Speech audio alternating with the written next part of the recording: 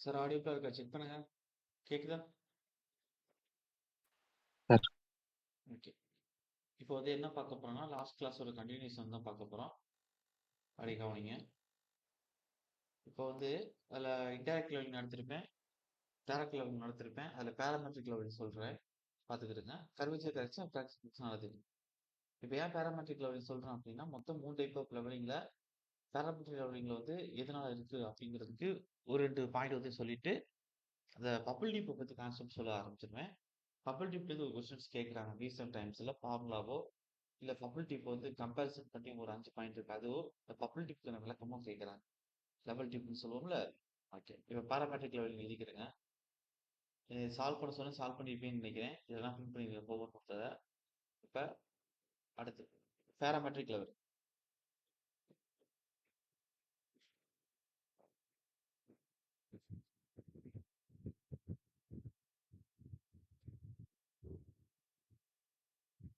Parametric லெவல்னா என்ன அப்படின்னா, நேத்து சொன்னேன் பிரஷர் டிஃபரன்ஸ் பார்க்குறது.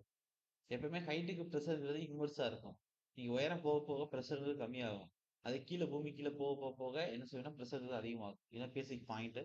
அப்ப இந்த barometric levelling is based on atmospheric pressure variation.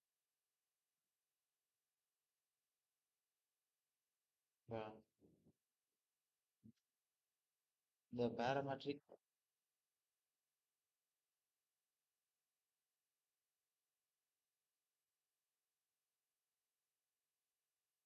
leveling is based on the fact that the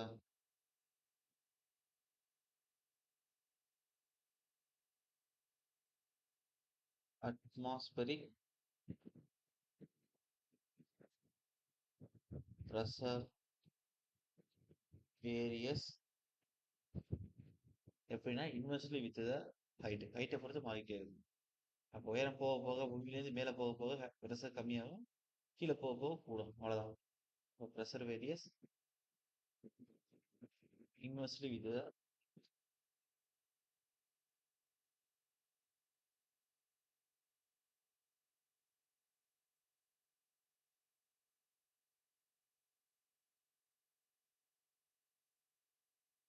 height.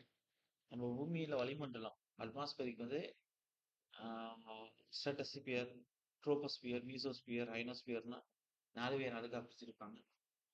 அப்ப அந்த பிரஷர் வேரியேஷன்ங்கிறது ஸ்ட்ராட்டோஸ்பியருக்கு கீழ வரையும் தான் சொல்றேன். சர்ஃபேஸ்க்கு மேல ஸ்ட்ராட்டோஸ்பியருக்கு கீழ வரையும் தான் சொல்றேன்.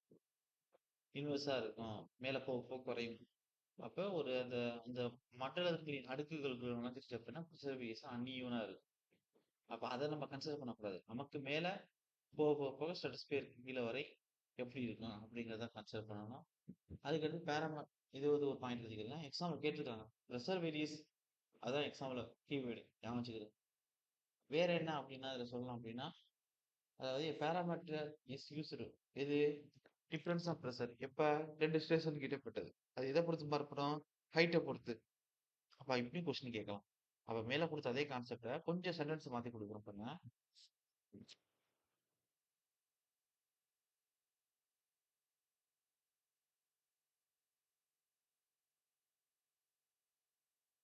Parameter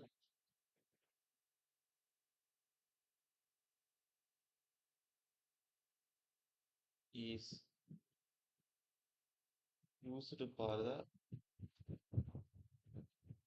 determination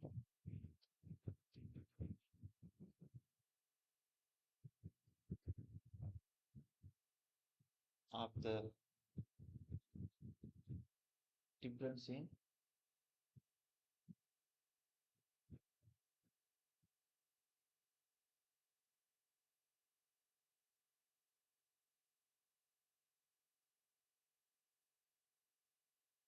pressure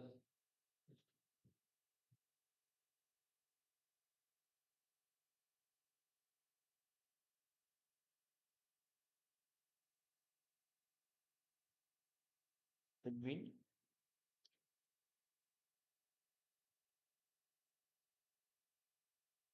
two stations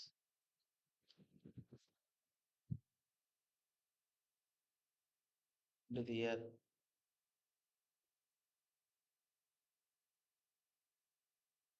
Relative altitudes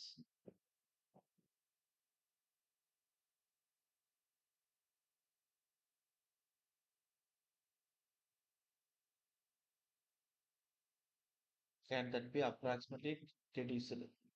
அப்ப 2 புள்ளிகளுக்கு இடைப்பட்ட நம்மளுடைய அழுத்த மாறுபாடை கண்டுபிடிக்கிறது தான் பாரோமீட்டர்.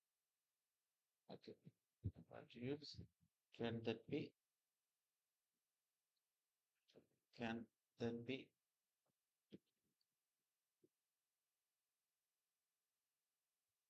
approximately reduced.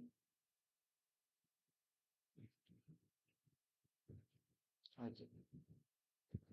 இது வந்து 2 டைப்ஸ்ல கொடுக்கலாம். மெர்குரியல் பாராமீட்டர், ஆனராய்டு பாராமீட்டர். மெர்குரியல் பாராமீட்டர் மோர் அக்யூரேட்டா இருக்கும். ஓகேவா? ஞாபகம் வச்சுக்கிடுங்க. ரொம்ப நேரம் பாயிண்ட் எழுத வேண்டியதில்ல. ஜஸ்ட் இது பார்த்துக்கிறேன். There are 2 types of parameter.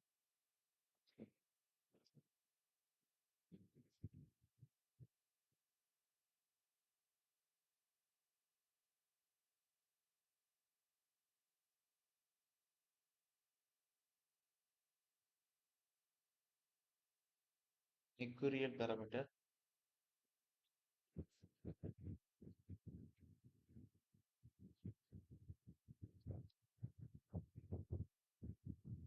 இன்னொன்னு ஆனராய்டு பாராமீட்டர்.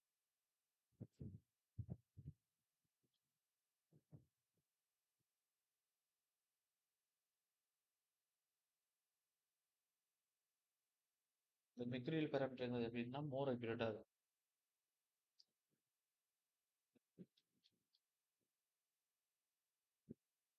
அதே வந்து இந்த ஆனராய்டு பாராமீட்டர்ங்கிறது இதுல ஒரு சில பாயிண்ட் நம்ம பார்க்கலாம் அப்படின்னா, ஃபர்ஸ்ட் வந்து மோர் போர்ட்டபிளா இருக்கும்.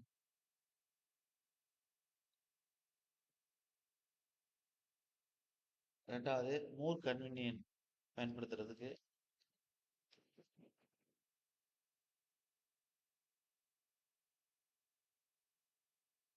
சேஃப் வந்து சிலிண்ட்ரிக்கல் மெட்டல் பாக்ஸ்.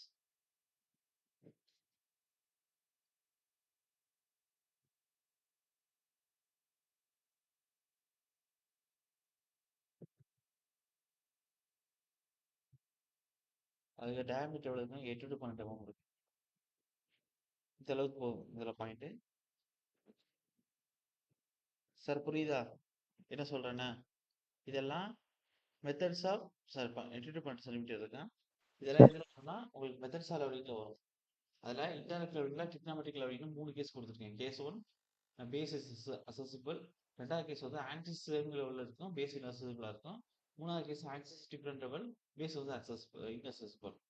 இப்போ வந்து என்ன கொடுத்துருக்கேன் அப்படின்னா, அதுக்கு வந்து டைரக்ட் லெவலிங், அதுல வந்து ப்ரொஃபைல் லெவலிங் பார்த்திருப்போம். அது longitude section, cross section, difference levelling பார்த்திருப்போம், ஜெக் லெவலிங் பார்த்திருப்போம். அதுக்கு அடுத்து ப்ரீசிஸ் லெவலிங் பார்த்திருப்போம், ரிசீவர் லெவலிங் பார்த்திருப்போம். அதுக்கு அடுத்தது கர்வேச்சர் கரெக்ஷன், ரிஃப்ராக்ஷன் கரெக்ஷன் பார்த்திருப்போம். அங்கே பார்க்க வேண்டிய மூணாவது பேர் பேராமெட்ரிக் லெவலிங். அதுக்கான இதை தான் இங்கே கொடுத்துருக்கு. இப்போ அடுத்து என்ன பார்க்க போறோம்னா பபுள் டியூப் பத்தி பார்க்க போறோம். அப்ப பபுள் டியூப் பத்தி பார்ப்போம்.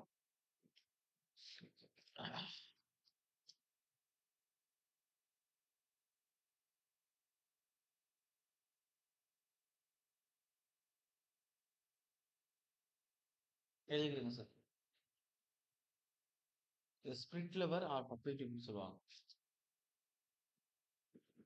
Levelling tube.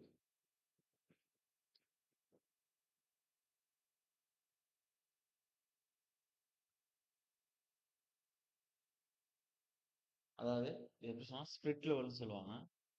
அதாவது the split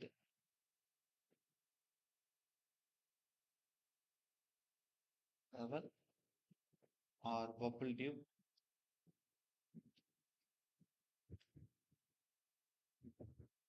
consist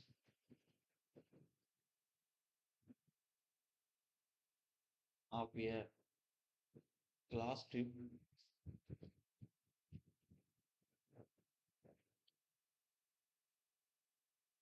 partially filled with, நல்லா கவனிக்கணும். இது எப்படின்னா பார்சியல் ஃபில்ட், ஃபுல்லா ஃபில் பண்ணியிருக்காது. இப்போ பார்சியல்னா பகுதி அளவு, partially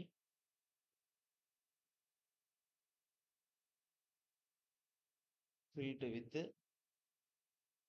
a liquid, the inner surface of the tube. அப்போ உள்ளுக்குள்ள அந்த டியூப்ல பகுதி அளவு லிக்விட் வந்து ஃபில் பண்ணியிருக்கேன். அந்த லிக்விட் எப்படி இருக்குன்னா ஆல்கஹால் எத்தனால் இப்படி குளோரோபாம் இது மாதிரி இருக்கு. நான் கீழே கொடுக்குறேன். லிக்விட் த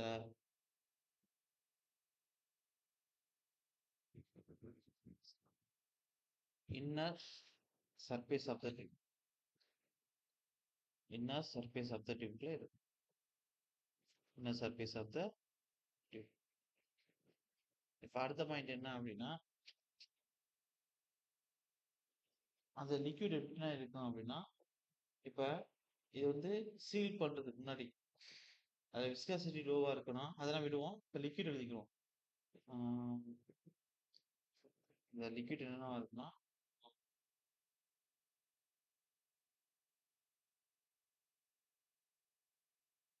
before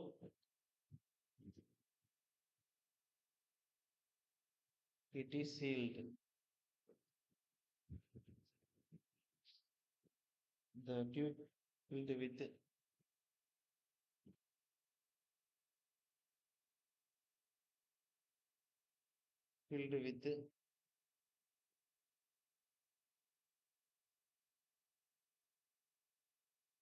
low viscosity. விஸ்காசிட்டி ரொம்ப கம்மியா இருக்கணும். லோ விஸ்காசிட்டி விஸ்காசிட்டி அதிகமாக இருந்தாக்கா திரவம் வந்து கெட்டியா இருக்கணும். Low viscosity liquid, low viscosity of liquid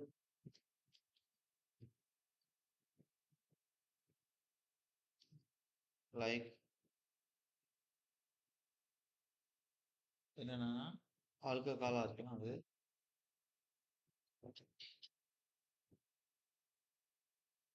ஆல்கஹாலா இருக்கலாம், குளோரோஃபார்மா இருக்கலாம்,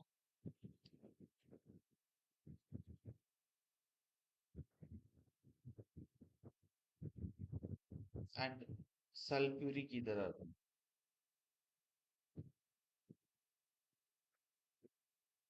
ஏன் எத்தனை நாள் கொடுக்கலன்னா ஆல்கஹால் பொதுவாக மென்ஷன் பண்ணிட்டேன். அதனால இது ஓகே C2H2O ஓகேச்சு. எத்தனை நாள் ஓகே. XRM பிடிப்பீங்களா? ஓகே. அதுக்கடுத்து இதில் என்ன இம்பார்ட்டன் அப்படின்னா லெவல் டியூப் பற்றி சொல்லியாச்சு. இப்போ லெவல் டியூப்ங்கிறது எப்படி இருக்கும் அப்படின்னா உங்களுக்கு ஒரு பார்சலாக ஃபில் பண்ணி இருக்கு லிக்யூட். அந்த லிக்விட் எப்படின்னா குளோரோபாம், ஆல்கஹால், சல்ஃபூரிக் இருக்கிற லோ விஸ்கஸ் லிக்விட் வந்து ஃபில் பண்ணி வச்சிருப்பாங்க. சென்சிட்டிவ்னஸ் வந்து பார்க்கலாம். ஒரு பபிள் டியூப்போட சென்சிட்டிவ்னஸ் எந்த அளவுக்கு இருக்கும் அப்படின்னா ரேடியஸோட கம்பேர் பண்ணும்போது டயமீட்டர், லென்த், ரப்னஸ், விஸ்காசிட்டி, சப்ஸ்டன்சன் அப்படின்னு கம்பேர் பண்ணி சென்சிட்டிவ்னஸ் பார்க்கணும். இம்பார்ட்டன்ட் எக்ஸாம் பாயிண்ட் ரிப்பீட்டாக கேட்டுகிட்டே இருக்காங்க சென்சிட்டிவ்னஸ் வச்சு. அது பாருங்க. அடுத்து சார் கவனிக்கிறீங்க தானே? ஓகே. இப்போ the sensitiveness of only wait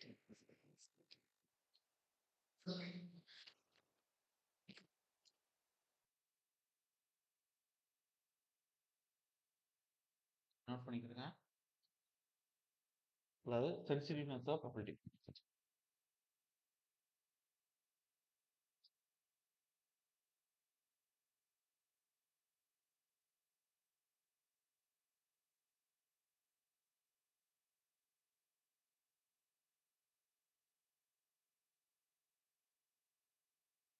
okay.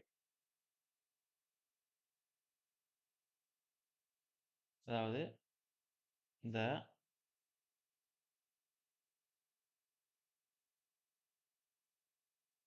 sensitiveness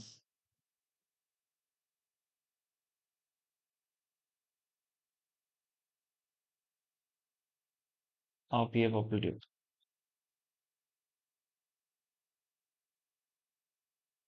can be increased by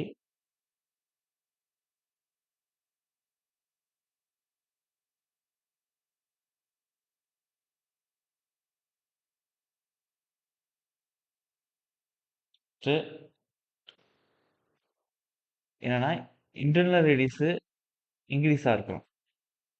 அப்போ பபிள் டியூப் வந்து அதோட சென்சிட்டிவ்னஸ் இன்க்ரீஸ் ஆகும். நல்லா கவனிக்கணும். எப்பப்போனா பபிள் டியூப்போட சென்சிட்டிவ்னஸ் இன்க்ரீஸ் ஆகும் அப்படின்னா ஃபர்ஸ்ட் பாயிண்ட் வந்து increase the internal radius of the tube. இப்போ டியூபோட ரேடியஸ் அதிகரிச்சிச்சுன்னா பபிள் டியூப் சென்சிட்டிவ்னஸ் இன்க்ரீஸ் ஆகும். அப்ப இங்கிலீஷ் இது ஃபுல்லாவே ஒரு 6 பாயிண்ட் வரும். 6 பாயிண்ட்டுமே சென்சிட்டிவ்னெஸ் ஆஃப் பப்பிள் டியூப்ப இன்கிரீஸ் பண்றதுக்கு எத இன்கிரீஸ் பண்ணணும், எத டிக்ரீஸ் பண்ணணும் அதான் பார்க்க போறோம். அப்ப increasing the internal radius of the டியூப்ன்னு போடுங்க.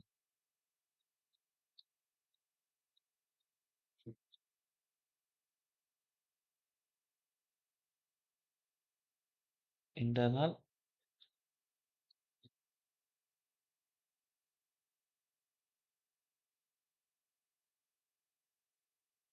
Radius of the tube.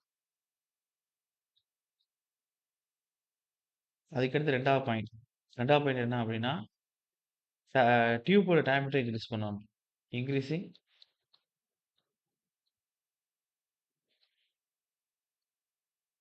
The diameter of the tube. அப்ப பப்பிள் டியூபோட சென்சிட்டிவ்னஸ் வந்து இன்கிரீஸ் ஆகும்.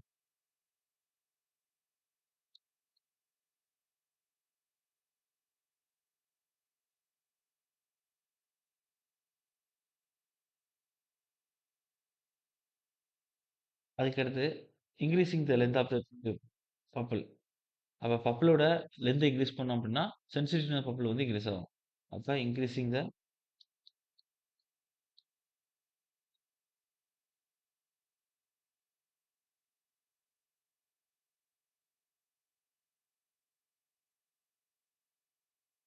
Length of the bubble.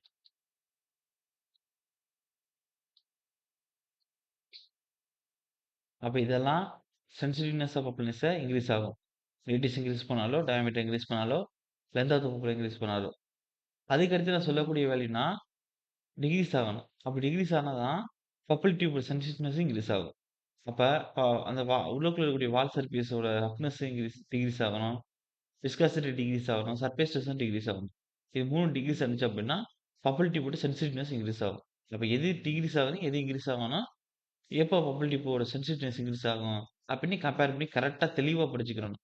அப்ப அடுத்து என்ன வரும் அப்படின்னா, உங்களுடைய decreasing the roughness of the wall. அப்ப பப்பிள் டியூபோட சென்சிட்டிவ்னஸ் இன்கிரீஸ் ஆகும்.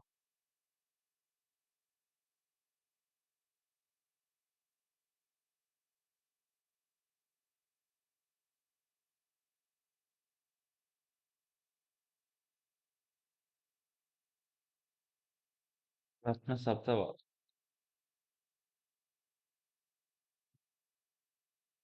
அடுத்து 5 என்னன்னா, decrease the viscosity of the liquid.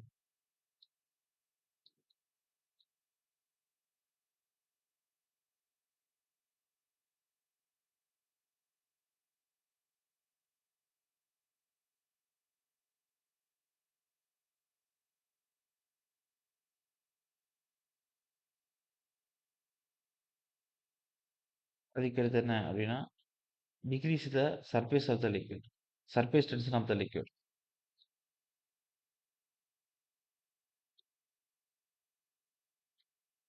சொல்லுங்க. Surface tension of the liquid.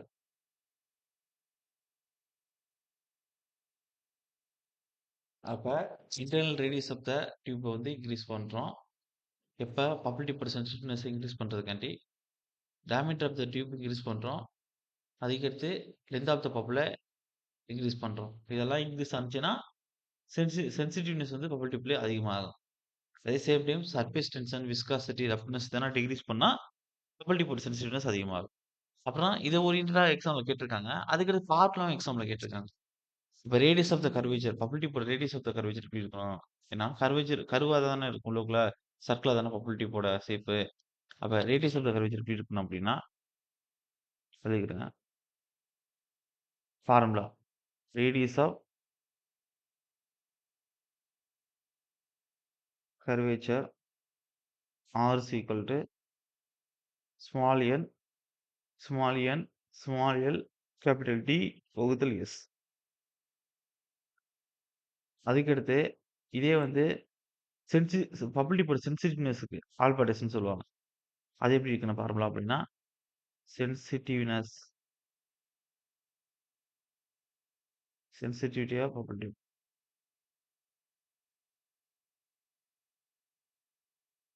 அது ஆல்பான்னு சொல்லுவாங்க. அது எப்படி இருக்கும்னா, ரேடியன்ல சொல்லும்போது L/R ரேடியன்ஸ். அதே வந்து செகண்ட்ஸ்ல மாத்துறோம் அப்படின்னா, alpha equal to S/N into T. ஏன்னா இந்த Rக்கு பதிலா இந்த NL D/S வந்து அப்ளை பண்றேன். அப்ப L கேன்சல் ஆயிரும். அப்ப எப்படி இருக்கும்னா, S into N into T into 20, 62, 65 செகண்ட்ஸ்ன்னு கிடைக்கும். அப்ப ரேடியன்ல கேட்டாங்கன்னா இந்த ஃபார்முலா. இது கேட்டதுல L/Rன்னா, ஆனா செகண்ட்ஸ்ல கேட்டிருக்காங்க. S/N into T 20, 62, 65 seconds. இது சென்சிட்டிவ்னஸ் ஆஃப் பபிள் டியூபோட ஃபார்முலா. மேல குடுத்திருக்கிறது ரேடியஸ் ஆஃப் கர்வேச்சர். அந்த ஃபார்முலா நீங்க பார்த்துக்கிட்டோம்னா, அது எக்ஸாம்ல கேட்டிருக்காங்க. இப்ப அடுத்ததா நம்ம என்ன பார்க்க போறோம் அப்படின்னா, ஆ இன்ஸ்ட்ருமென்டல் டெர்ம்ஸ் வந்து பார்க்க போறோம். வெர்டிகல் ஆக்சிஸ்னா என்ன? ஹாரிசான்டல் ஆக்சிஸ்னா என்ன? Fundamental line of dump level என்ன இருக்கும்? ஆ அதோட ரிலேஷன்ஷிப் எப்படி இருக்கும்? அதுக்கடுத்து அட்ஜஸ்ட்மென்ட் ஆஃப் டம்ப் லெவல் எப்படி இருக்கும்? பெர்மனன்ட் அட்ஜஸ்ட்மென்ட் டம்ப் லெவல்ல இருக்கா? அப்படி இருந்துச்சுன்னா எத்தன இருக்கு? அதோட பேர்ஸ் என்ன? இதான் இப்ப அடுத்து பார்க்க போறோம். சார் என்ன சொல்றேன் புரியுதா உங்களுக்கு? கிளியர்? Yes sir. ஓகே. இப்போ வந்து அடுத்து என்ன பார்க்க போறோம்னா, இன்ஸ்ட்ருமென்டல் டெர்ம்ஸ் பார்க்க போறோம். ஓகே. கிட்டத்தட்ட லெவலிங் வந்து கான்டூர தவிர்த்து லெவலிங் இந்த சாப்டர் வந்து முடிக்க போறோம். நெருக்கிட்டோம். அப்ப இன்ஸ்ட்ருமென்டல் டெர்ம்ஸ் போட்டுக்கிறேங்க. இதுல விடுபட்ட ஒவ்வொரு விஷயங்கள் இடையில இருக்கும். அத எல்லாத்தையும் சேர்த்து சொல்லிட்டு கான்டூர் போவோம்.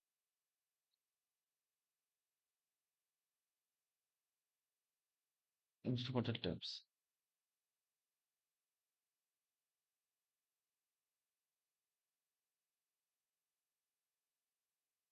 First vertical axis.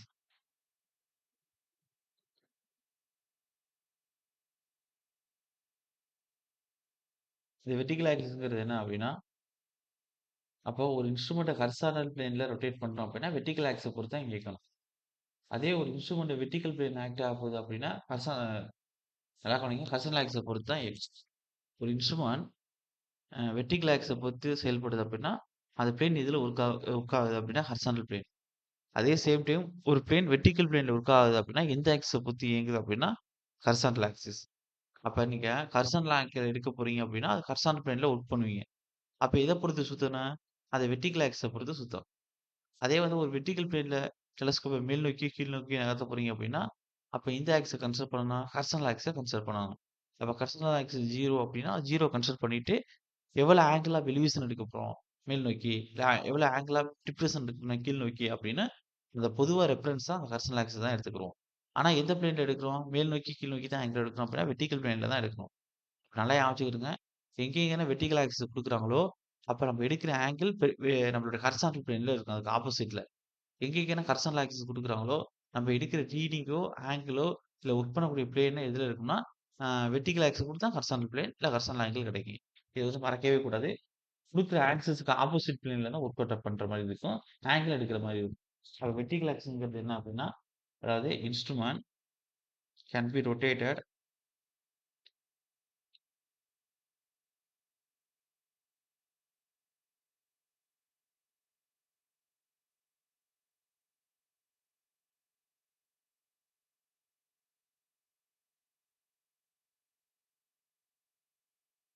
ரொட்டேட்டட்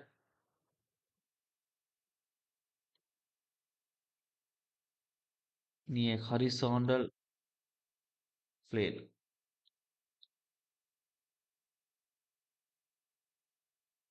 இது வெர்டிகல் ஆக்சிஸ். அதே சேம் டைம் ஹாரிசான்டல் ஆக்சிஸ்.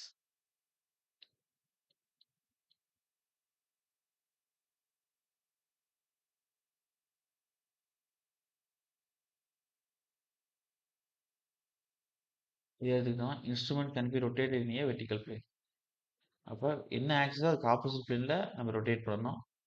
அப்ப ஹாரிசான்டல் ஆக்சிஸ்னா, அப்ப வெர்டிகல் பிளேன் தான் அதுக்கு ஆப்போசிட். அப்ப instrument can be rotated in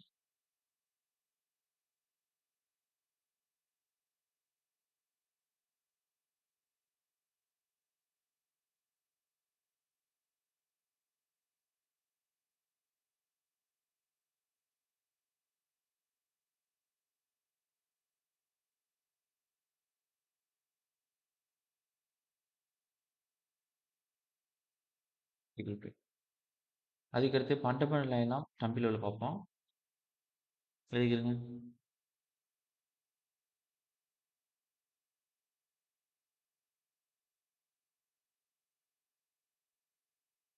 Fundamental lines of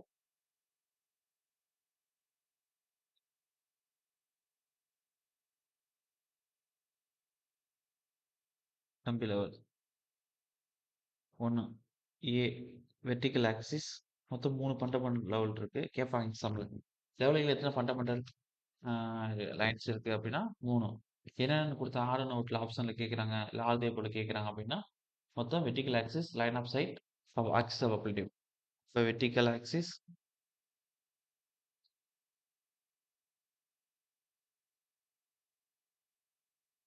line of சைட்னு சொல்லுவாங்க, லைன் ஆஃப் கோலிமஸ்.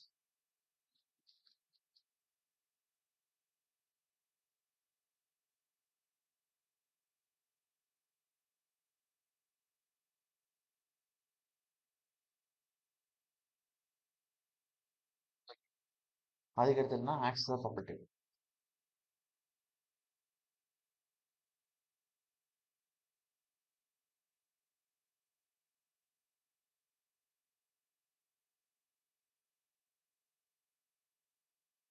ஓகே, இப்போ லைன் ஆஃப் கோலிமஸுக்கும் லைன் ஆஃப் சைடுக்கு என்ன வித்தியாசம் அப்படின்னா ரெண்டும் ஒன்று தான்.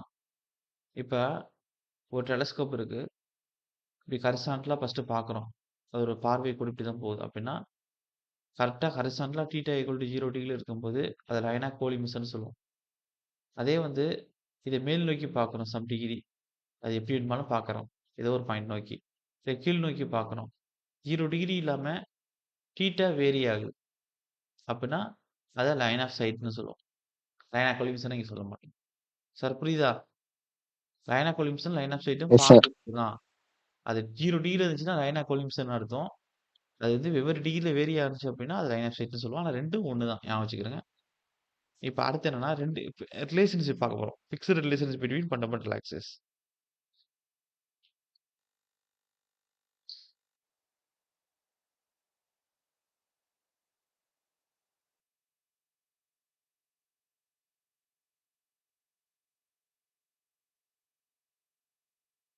Between fundamental axis.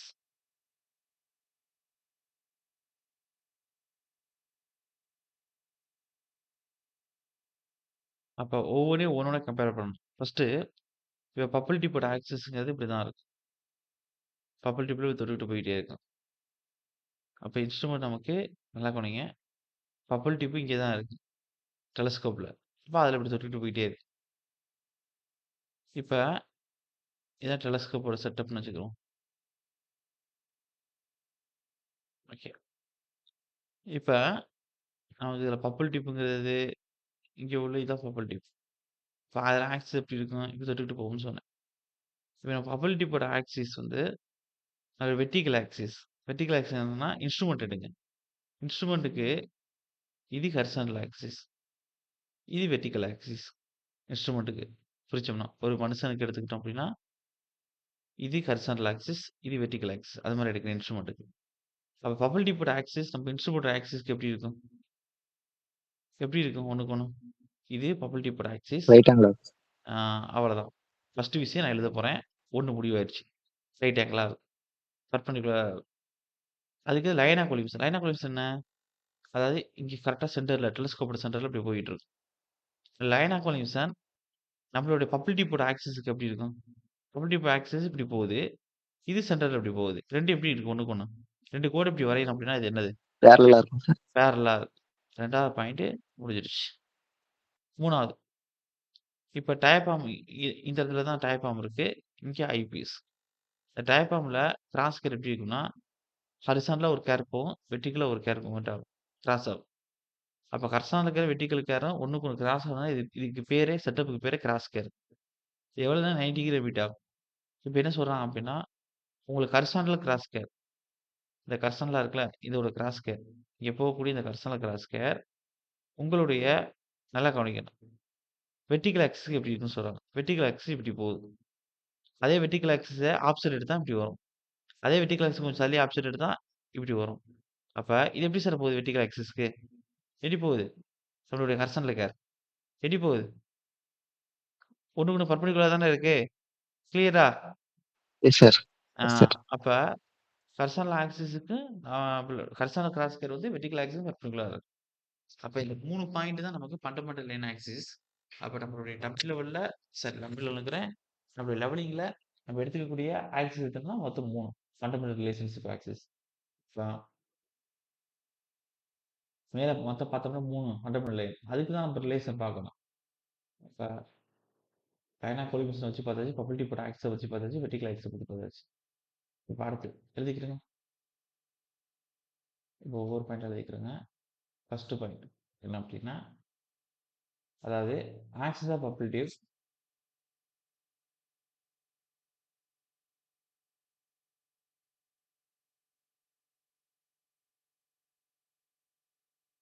should be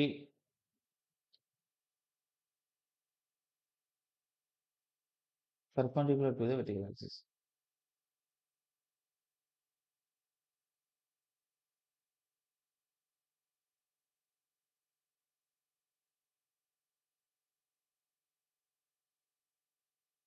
Vertical axis.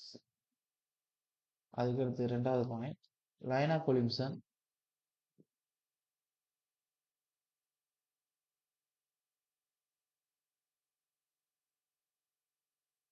should be parallel to the axis of ability.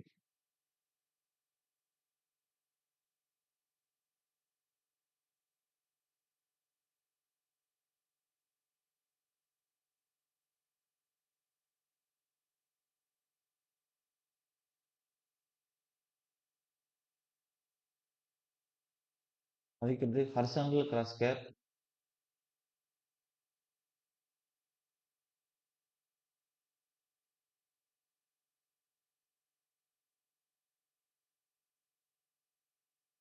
இதுல is a type of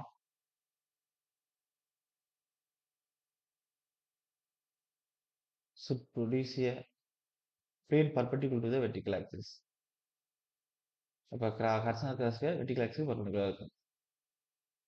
type of produce a plane perpendicular to the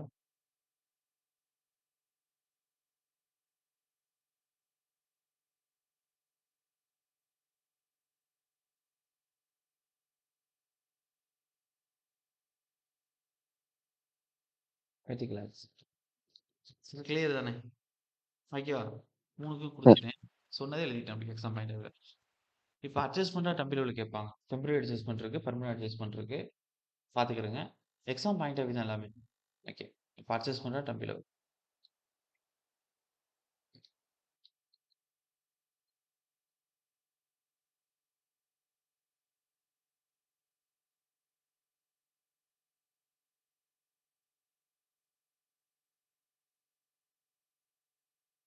ஒன்று அதாவது டெம்பரரி அட்ஜஸ்ட்மெண்ட், பெர்மனன்ட் அட்ஜஸ்ட்மெண்ட் 2 இருக்கு.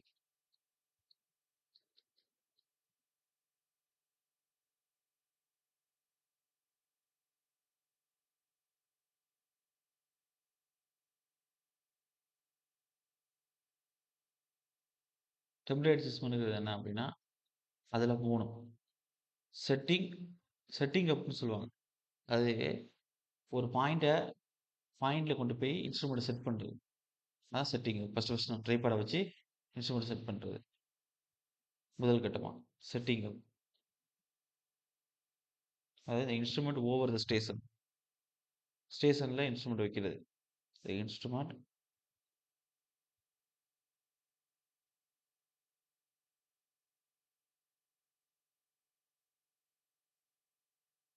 Over the station. அதுக்கடுத்து 2வது என்ன அப்படின்னா levelling. Levelling என்ன அப்படின்னா அதை புட் ஸ்க்ரூ அட்ஜஸ்ட்மெண்ட் பண்ணுறது. எப்படி நான் சொல்கிறேன் பாருங்க.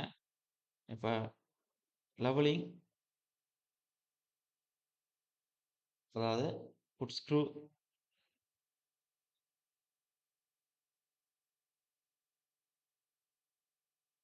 அட்ஜஸ்ட்மெண்ட். இப்போ மொத்தம் 3 வகையான புட் ஸ்க்ரூ இருக்கும் கம்பி லெவலில் லெவலிங் இன்ஸ்ட்ருமெண்ட்டில். இப்போ நம்ம டெலஸ்கோப்பை ஃபஸ்ட்டு இந்த 2 புட் ஸ்க்ரூ இருக்கும். அதாவது ஏபி புட் ஸ்க்ரூக்கு பேரலா வச்சு என்ன செய்யணும் அப்படின்னா, டெலஸ்கோப் பேரலா வச்சு நம்ம இந்த 2 புட் ஸ்க்ரூவையும் நம்ம அட்ஜஸ்ட்மென்ட் பண்ணணும். அது கிளாக் வைஸ்லயோ, இல்ல ஆன்டி கிளாக் வைஸ்லயோ நீங்க அட்ஜஸ்ட்மென்ட் பண்ணணும். நீங்க திருக திருக இங்க தெரியும் பப்பிள் மூவ் ஆகுறது. அப்ப இப்படி அட்ஜஸ்ட்மென்ட் பண்ணும்போது, பப்பிள் டியூப்ல நமக்கு பப்பிள் எப்படி வரணும் அப்படின்னா, கரெக்ட்டா சென்டருக்கு வரணும்.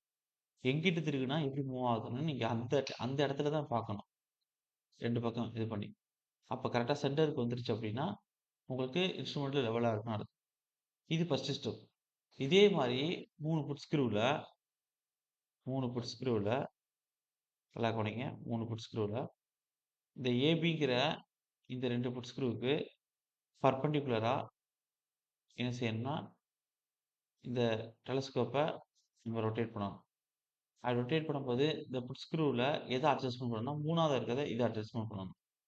இது ஆன்டி கிளாக் வைஸோ, கிளாக் வைஸோ அட்ஜஸ்ட்மென்ட் பண்ணி, இதுல வந்து பப்பிள்ல வந்து சென்டருக்கு கொண்டு வரணும். இப்ப இது 2 பண்ணதுக்கப்புறம், இப்ப நம்ம இன்ஸ்ட்ருமெண்ட்ட ரொட்டேட் பண்ணி விடுறோம், சுத்தி விடுறோம் அப்படின்னா, பப்பிள் எப்படி பார்த்தாலும் சென்டர்ல இருக்கணும். அப்படி சென்டர்ல இருந்துச்சு அப்படின்னா, நம்ம லெவலிங் கரெக்ட்டா பண்ணியிருக்கோம்னு அர்த்தம். அப்ப ட்ரைபாட்ல பொருத்தி இருக்கக்கூடிய நம்மளுடைய டம்ப் லெவல் கரெக்ட்டா இருக்குன்னு அர்த்தம். சார் கிளியர் தானே? புரியுதா? Sir okay. இப்ப அடுத்து லாஸ்ட் என்ன அப்படின்னா, அதாவது எலிமினேஷன் ஆஃப் பேரலாக்ஸ். நான் நேத்தே சொன்னேன். பேரலாக்ஸ் எரர்னா என்னன்னா, நம்ம பார்க்கக்கூடிய ஆப்ஜெக்ட் வந்து நம்மளோட டயஃப்ராம்ல கரெக்ட்டா விழுகாம இருக்குது. அதுக்கு ஒரு காரணம் வந்து பார்க்கக்கூடிய ஆப்ஜெக்ட் கிளியரா இல்லாம இருக்கலாம். இல்ல நம்ம கிராஸ்கர் அதில கரெக்ட்டா மீட் ஆகாம இருக்கலாம். அப்ப இதான் பேரலாக்ஸ் எரர்ன்னு சொல்றேன். அத எப்படி எலிமினேட் பண்ணலாம்னா, நேத்தே சொல்லியிருப்பேன். ஆனா எழுதாம விட்டுருப்பேன். பேரலாக்ஸ்னா என்னன்னு ஒருத்தன் சொல்லியிருப்பேன். அப்ப ஒரு கிராஸ்கர் ஒழுங்கா தெரியல அப்படின்னா, நம்மளோட ஐபீஸ அட்ஜஸ்ட்மென்ட் பண்ணணும். அதே நம்ம பார்க்கக்கூடிய ஆப்ஜெக்ட் விசிபிளா தெரியணும் அப்படின்னா, ஆப்ஜெக்ட் பீஸ அட்ஜஸ்ட்மென்ட் பண்ணணும்.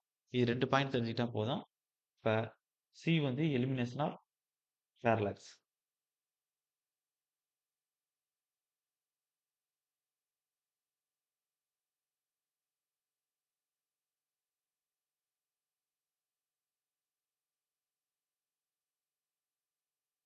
இதுல ஃபோகஸிங்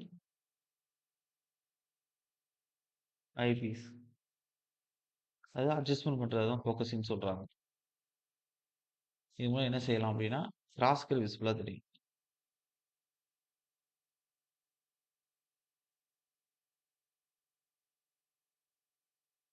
இதே மாரி ஃபோகஸிங் ஆப்ஜெக்ட் பீஸ்.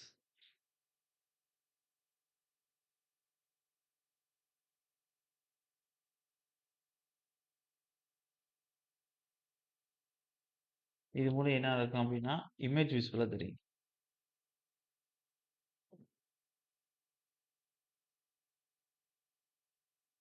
அதுக்கடுத்து பெர்மனன்ட் அட்ஜஸ்ட்மென்ட் எழுதிக்கிறங்க. Permanent adjustment. டெம்பரரி அட்ஜஸ்ட்மென்ட் முடிஞ்சிருச்சு. டோட்டல் 3 பெர்மனன்ட் அட்ஜஸ்ட்மென்ட் வந்து லெவலிங்ல ஃபாலோ பண்றோம். பெர்மனன்ட் அட்ஜஸ்ட்மென்ட்ங்கிறது என்ன அப்படின்னா, டெம்பரரி அட்ஜஸ்ட்மென்ட் சொன்னேன். அதே ஃபீல்டுல கொண்டு வந்து இன்ஸ்ட்ருமென்ட்ட செட் பண்ணும்போது, இந்த ல கரெக்ட்டா ஸ்டேஷன்ல கரெக்ட்டா சென்டர் பாயிண்ட் வைக்கிறதா இருக்கட்டும், ட்ரைபாட்ல கரெக்ட்டா இன்ஸ்ட்ருமென்ட் லெவலா இருக்கான்னு ஃபிக்ஸ் பண்றதா இருக்கட்டும், கப்புள் அட்ஜஸ்ட்மென்ட் பண்ணி, அதுக்கடுத்து பேரலாக்ஸ் எரர் கரெக்ட்டா எலிமினேட் பண்றதா இருக்கட்டும். கிராஸ்கர் விசிபிளா தெரியுதுன்னா, பார்க்கக்கூடிய பொருள் கரெக்ட்டா நம்ம கிராஸ்கரோட சென்டர்ல மீட் ஆகணும். இது பார்க்குறதெல்லாம் நம்ம அங்கே ஃபீல்ட்ல பண்ணக்கூடியது. இந்த பெர்மனன்ட் அட்ஜஸ்ட்மென்ட்ங்கிறது லேப்லயே பண்ணி கொண்டு வரணும். இன்ஸ்ட்ருமென்ட்ல கிராஸ்கர் ஒண்ணுக்கு ஒண்ணு பெர்பெண்டிகுலரா 90 டிகிரில இருக்கணும். ஹாரிசான்டல் வெர்டிகல் கேரம் அப்படின்னா அப்படிதான் இருக்கணும். இன்ஸ்ட்ருமென்ட்ல நம்மளோட வெர்டிகல் ஆக்சிஸ், ஹாரிசான்டல் ஆக்சிஸ் ஒண்ணுக்கு பெர்பெண்டிகுலரா இருக்கணும் அப்படின்னா அப்படிதான் இருக்கணும். அப்ப இதெல்லாம் கரெக்ட்டா இருக்கான்னு, அவங்க லேப்லயே டெஸ்ட் பண்ணி கொண்டு வந்துரணும். அது டெக்னீசியன். அவங்க எப்படி பண்ணுவாங்கன்னா, இப்ப பப்பிள் டியூப்க்கு பப்பிள் டியூப் டெஸ்ட் இருக்கு. அதுக்கு கிராஸ்கருக்கு கிராஸ்கர் ரிங் டெஸ்ட்ன்னு சொல்லுவாங்க. லைனா கொலிமிஷன் கரெக்ட்டா போகுதான்னு பார்க்கறதுக்கு 2 பேக் டெஸ்ட்ன்னு ஒண்ணு சொல்லுவாங்க. இப்ப இந்த டெஸ்ட்லாம் பண்ணி கரெக்ட்டா செட்டப் பண்ணிட்டு, அப்புறம் தான் ஸ்டூடண்ட்ஸ் கையிலயோ, இல்ல வந்து இன்ஜினியர் கையிலயோ அந்த அ எக்யூப்மென்ட்ஸ குடுக்கணும். Technician, lab technician. சார் புரியுதா நான் சொல்றேனே? Sir okay. இப்ப பெர்மனன்ட் அட்ஜஸ்ட்மென்ட்.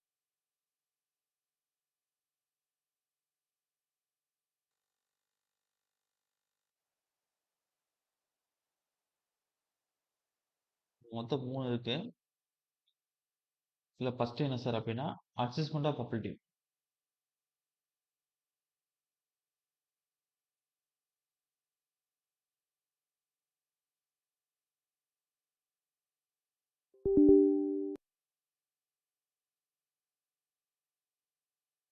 2வது என்ன அப்படின்னா, கிராஸ்கர் ring test. கிராஸ்கர் ring test.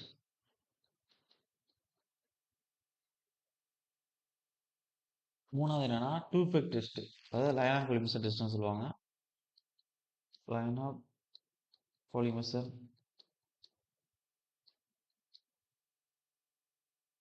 Test இல்ல டூ பெக் டெஸ்ட்னு சொல்லுவாங்க.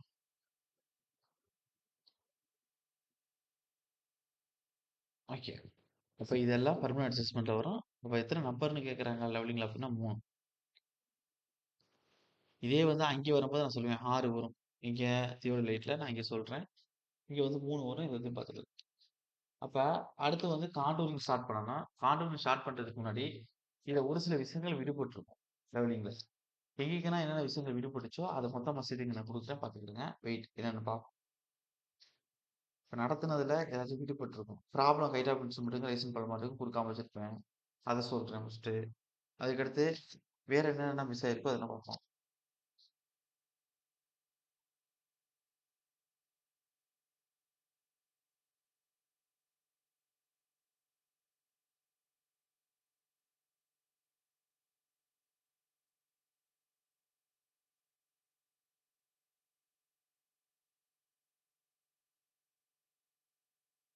சார் ப்ராப்ளம் பார்த்துருவோம்.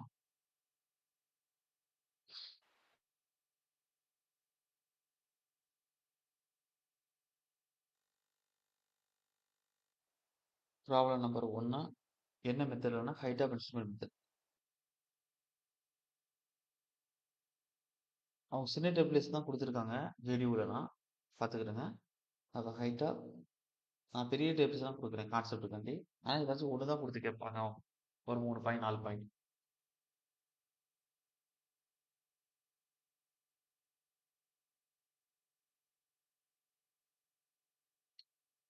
டேப்லெட்ஸ குடுக்குறேன்.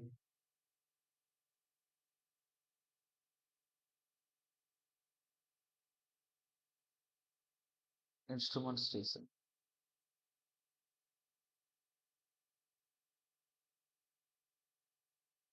அதுக்கு station point. Back sight, intermediate sight, post sight. அதுக்கடுத்து ஹைட் ஆஃப் இன்ஸ்ட்ருமென்ட். அதுக்கடுத்து ஆர்எல். அதுக்கடுத்து ரிமார்க்ஸ்.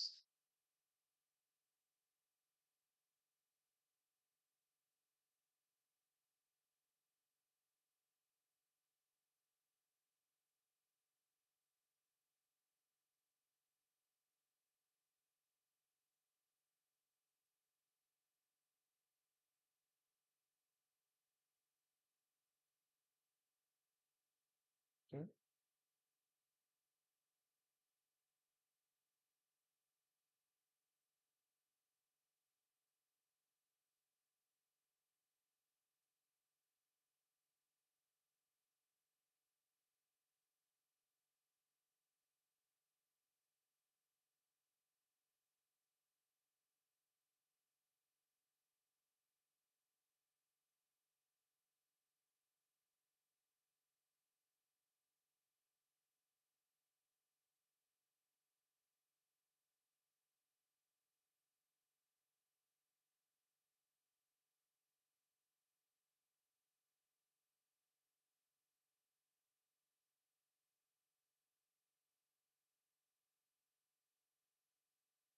இப்ப எழுதுங்க sir. Serial number. Instrument station என்ன அப்படின்னா A. First instrument station B. Station point வந்து இ. 2வது சீரியல்ல ஸ்டேஷன் பாயிண்ட் அதே இன்ஸ்ட்ருமென்ட் ஸ்டேஷன் தான் பி. ஓகே. பில இருக்கும்போது ஏல வந்து கிடைக்கக்கூடிய என்னுடைய பேக் சைடு ரீடிங்னா 1.310. என்னுடைய இன்டர்மீடியட் சைடு ரீடிங் என்ன அப்படின்னா 2.பிங்கிற பாயிண்ட்ல 100. அதுக்கடுத்து எனக்கு போர் சைடு எவ்வளோ ரீடிங் கிடைச்சிருக்கு அப்படின்னா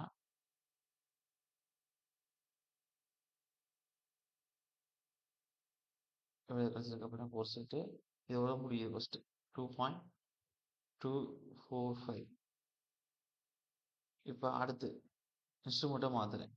கியூங்கிற பொசிஷனை மாத்துறேன். அப்போ டி என்ன கிடைக்குது ஆன்சர் அப்படின்னா லாஸ்ட்டாக கிடைச்சதுலே எனக்கு பேக் சைடு கிடைக்கும்.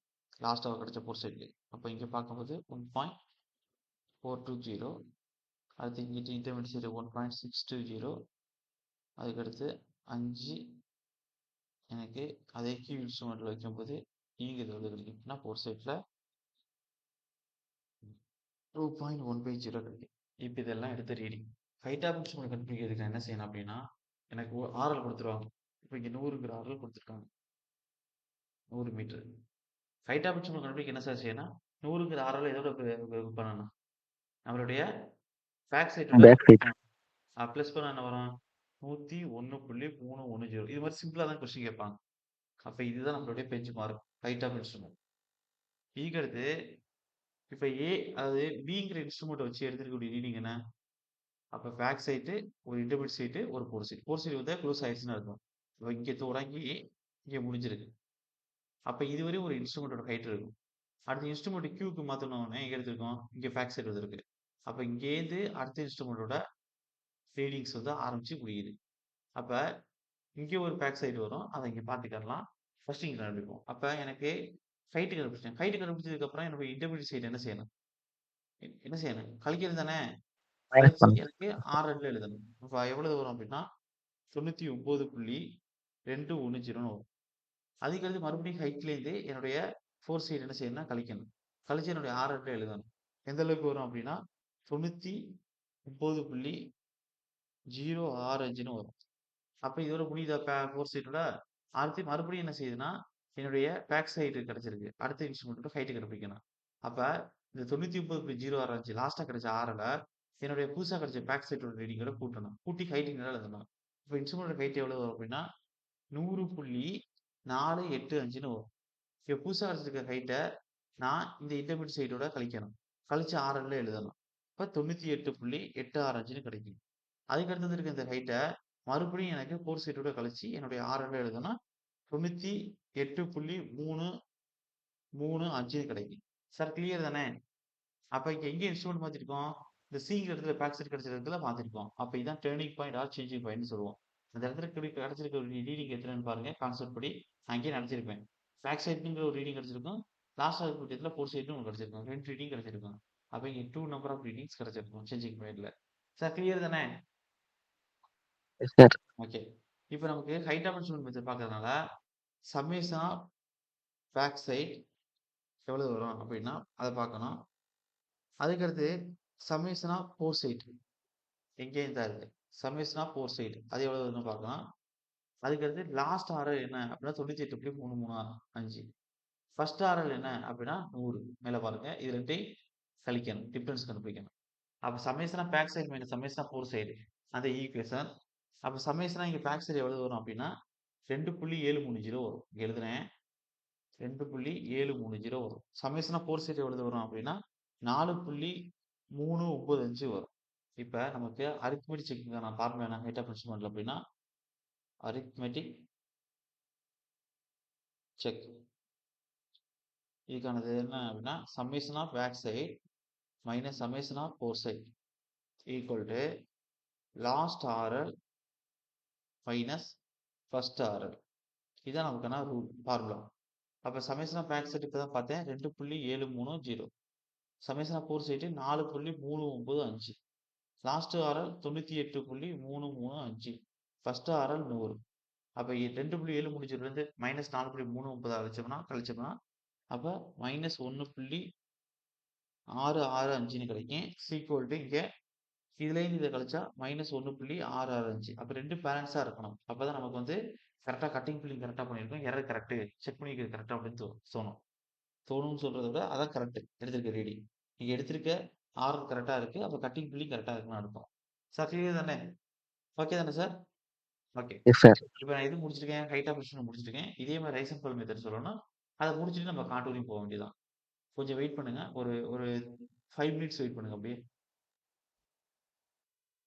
ஓகே. சார் கேக்குது ஆடியபிளா இருக்கா? செக் பண்ணுங்க. சார் ஓகே தானே? Yes, okay. sir. இப்போ வந்து என்ன சார் பார்க்க போறோம் அப்படின்னா, ரைஸ் அண்ட் ஃபால் மெத்தட் பார்க்க போறோம் சார். அதாவது ரைஸ் அண்ட் ஃபால் மெத்தட். அதுல ப்ராப்ளம் தான் பார்க்க போறோம். இப்ப இங்க எழுதுறேன். Rice and fall method. நான் லாஸ்ட் கிளாஸ் நைட்டே சொன்னேன். இந்த ரைஸ் அண்ட் ஃபால் மெத்தட் எதுக்கு மோஸ்ட் சூட்டபிளா இருக்கும் அப்படின்னா, டிஃபரன்ஷியல் லெவலிங் மோஸ்ட் சூட்டபிளா இருக்கும். இப்ப நான் அது பார்க்க போறதில்ல. இதுல அரித்மெட்டிக்ஸ்க்கான ஃபார்முலா எழுதிக்கிறேங்க. அரித்மெட்டிக் 3 செட் ஆஃப் ஈக்குவேஷன்ஸ் கிடைக்கும். சரி. என்ன அப்படின்னா, அதாவது summation of back side minus summation of fore side is equal summation of rise minus summation of fall is equal last RL minus first RL. RL reduced level குடிக்கும். Okay. அப்ப இதுக்கு தான் problem பார்க்க போறோம். இந்த அரித்மெட்டிக்கை பார்த்துக்கிடுங்க. இப்ப எழுதிக்கிறேங்க. ஒரு சின்னதா எழுதுகிறோம். ஸ்டேஷன் பாயிண்ட்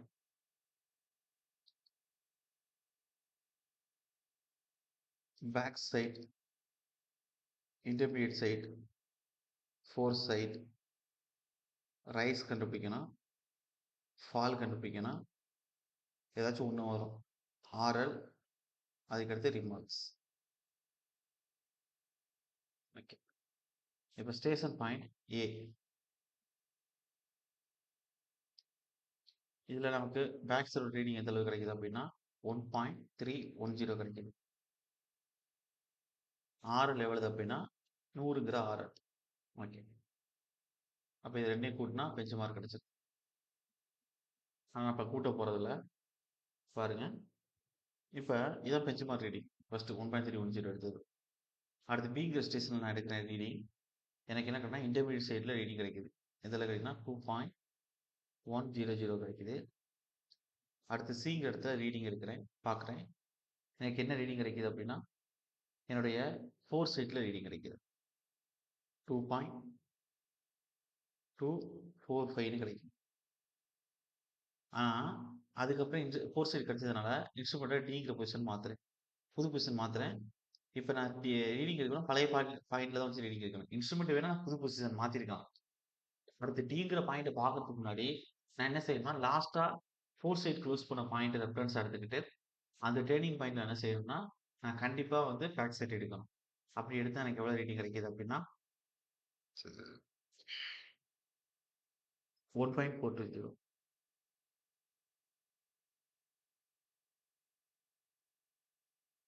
அடுத்து டில இன்டர்மீடியட் ரீடிங் எவ்வளவு கிடைக்குது அப்படின்னா 1.630.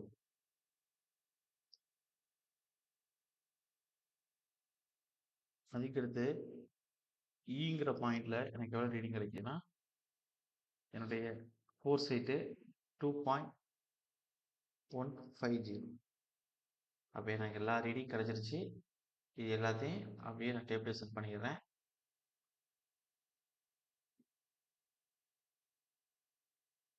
இப்போ இதை பிடிச்சிக்கிறேங்க கால்குலேஷன் கண்டி.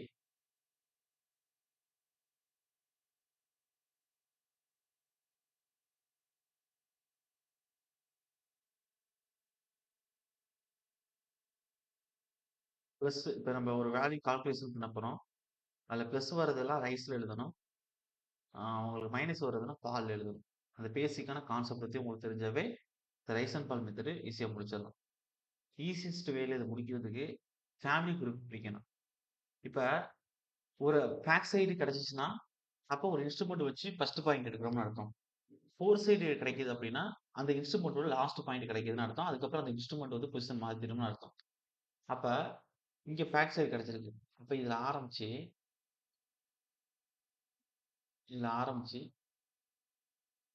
இந்த ஃபோர் சைடு வருது அப்படின்னா அப்ப இதோட வந்து ஒரு ஒரு இன்ஸ்ட்ருமெண்ட் வந்து ஒரு இடத்துல வச்சு ரீடிங் எடுத்து முடிச்சிட்டோம்னு அர்த்தம். சார் கிளியர் தானே? அதுக்கடுத்து மறுபடியும் பேக் சைடு கிடைச்சி ஒரு ஃபோர் சைடு வரை முடிச்சிருக்கோம் அப்படின்னா இன்ஸ்ட்ருமெண்ட் மாத்தி அடுத்த பொசிஷன்ல ரீடிங் எடுத்து முடிச்சிருக்கோம்னு அர்த்தம். அப்ப இந்த கான்செப்ட் புரியுதா சார்? கிளியர் தானே எல்லாருக்கும்? புரியுதா உங்களுக்கு? Yes, sir. இப்ப நம்ம அடுத்து என்ன செய்யணும் அப்படின்னா ரீடிங்க ரைஸ் அண்ட் ஃபால்ல கரெக்டா ஃபில் பண்ணணும். அதுக்கு நீங்க செய்ய வேண்டியது ஒண்ணுதான். என்ன செய்றீங்கன்னா ஒரு ஃபேமிலி குரூப்ப இன்னொரு ஃபேமிலி குரூப்போட டிஸ்டர்ப் பண்ணக்கூடாது. அதாவது ஒரு இன்ஸ்ட்ருமெண்ட்ட ஒரு இடத்துல வச்சு எடுத்த back side, intermediate side, fore side ரீடிங்க இன்னொரு இன்ஸ்ட்ருமெண்ட்ட மாத்தி வச்சதுக்கு அப்புறம் உள்ள ரீடிங்கோட டிஸ்டர்ப் பண்ணக்கூடாது. அதனால தான் வட்டம் போட்டு வச்சிருக்கேன். ஒரு வட்டத்துக்குள்ள இருக்கக்கூடிய அதுக்குள்ள பண்ணணும். இங்கேருந்து இத கழிங்க. மேலேருந்து கீழ போய் கழிக்கணும். அப்ப இங்கேருந்து இத கழிச்சீங்கன்னா, உங்களுக்கு வேல்யூ என்ன வரும்னா, அதாவது 0.790ன்னு மைனஸ்ல கிடைக்கும். ஏன்னா பிளஸ் 1.310லேருந்து மைனஸ் 2.100 கிடைக்க போகுது. அப்ப மைனஸ்ல வேல்யூ வந்துச்சுன்னா, நீங்க இதுலேருந்து அப்படி நேரா கொண்டு வாங்க. எதுல எழுதணும்னா, ஃபார்ம்ல எழுதணும். அப்ப 0.790 ஃபார்ம்ல எழுதணும். -7 தான். அப்புறம் இதுலேருந்து இத கழிங்க. கழிச்சு இதுக்கு நேரா எழுதணும். ரைஸ் ஆர் ஃபால்ல. அப்ப 2.1 மைனஸ் 2.245. அப்ப இது மைனஸ்ல தான் கிடைக்க போகுது. எதுல கிடைக்கும்னா 0.145. அப்ப ஃபால்ல எழுதுங்க. அதுக்கடுத்து சில இடத்துல எல்லாமே மைனஸா கிடைக்கும். சில இடத்துல மைனஸும் பிளஸும் கலந்து கிடைக்கும். சில இடத்துல பிளஸ் ஒத்தியுமே எல்லாமே கிடைக்கும். எல்லாமே மைனஸா கிடைக்குதுன்னா, அந்த க்ளோன் சர்ஃபேஸ் வந்து ஃபால் ஆகிட்டே வருதுன்னு அர்த்தம். நீங்க வந்து ஒரு ஃபாலிங் க்ளோன் சர்ஃபேஸ் எடுத்துருக்கீங்கன்னு அர்த்தம். அப்ப இதுல எப்படி வருதுன்னு பார்ப்போம். இப்ப இது முடிஞ்சாச்சு. அடுத்த ஃபேமிலி. 1 இன்னொன்னு டிஸ்டர்ப் பண்ண சொல்லி. இங்கேருந்து இத கழிச்சு இதுக்கு நேரா எழுதுங்க. அப்ப 1.420லேருந்து 1.620 கழிச்சோம் அப்படின்னா, -0.2 வரும். அப்ப ஃபால்ல எழுதுங்க. அதுக்கடுத்து 1.620லேருந்து 2.150 கழிங்க. அப்ப இத கழிச்சீங்க அப்படின்னா, இது மைனஸ்ல தான் வரப்போகுது. 0.530 ஃபால் எழுதுங்க. இப்ப எனக்கு வந்திருக்க வேல்யூ எல்லாமே நெகட்டிவ் வேல்யூ. அது எல்லாத்தையும் நான் என்ன செய்யணும், ஃபால்ல எழுதிட்டேன். இப்ப நான் அடுத்து என்ன செய்ய போறேன் அப்படின்னா, நான் எனக்கு வந்திருக்க RLஅ நல்லா தெளிவா கவனிக்கணும்.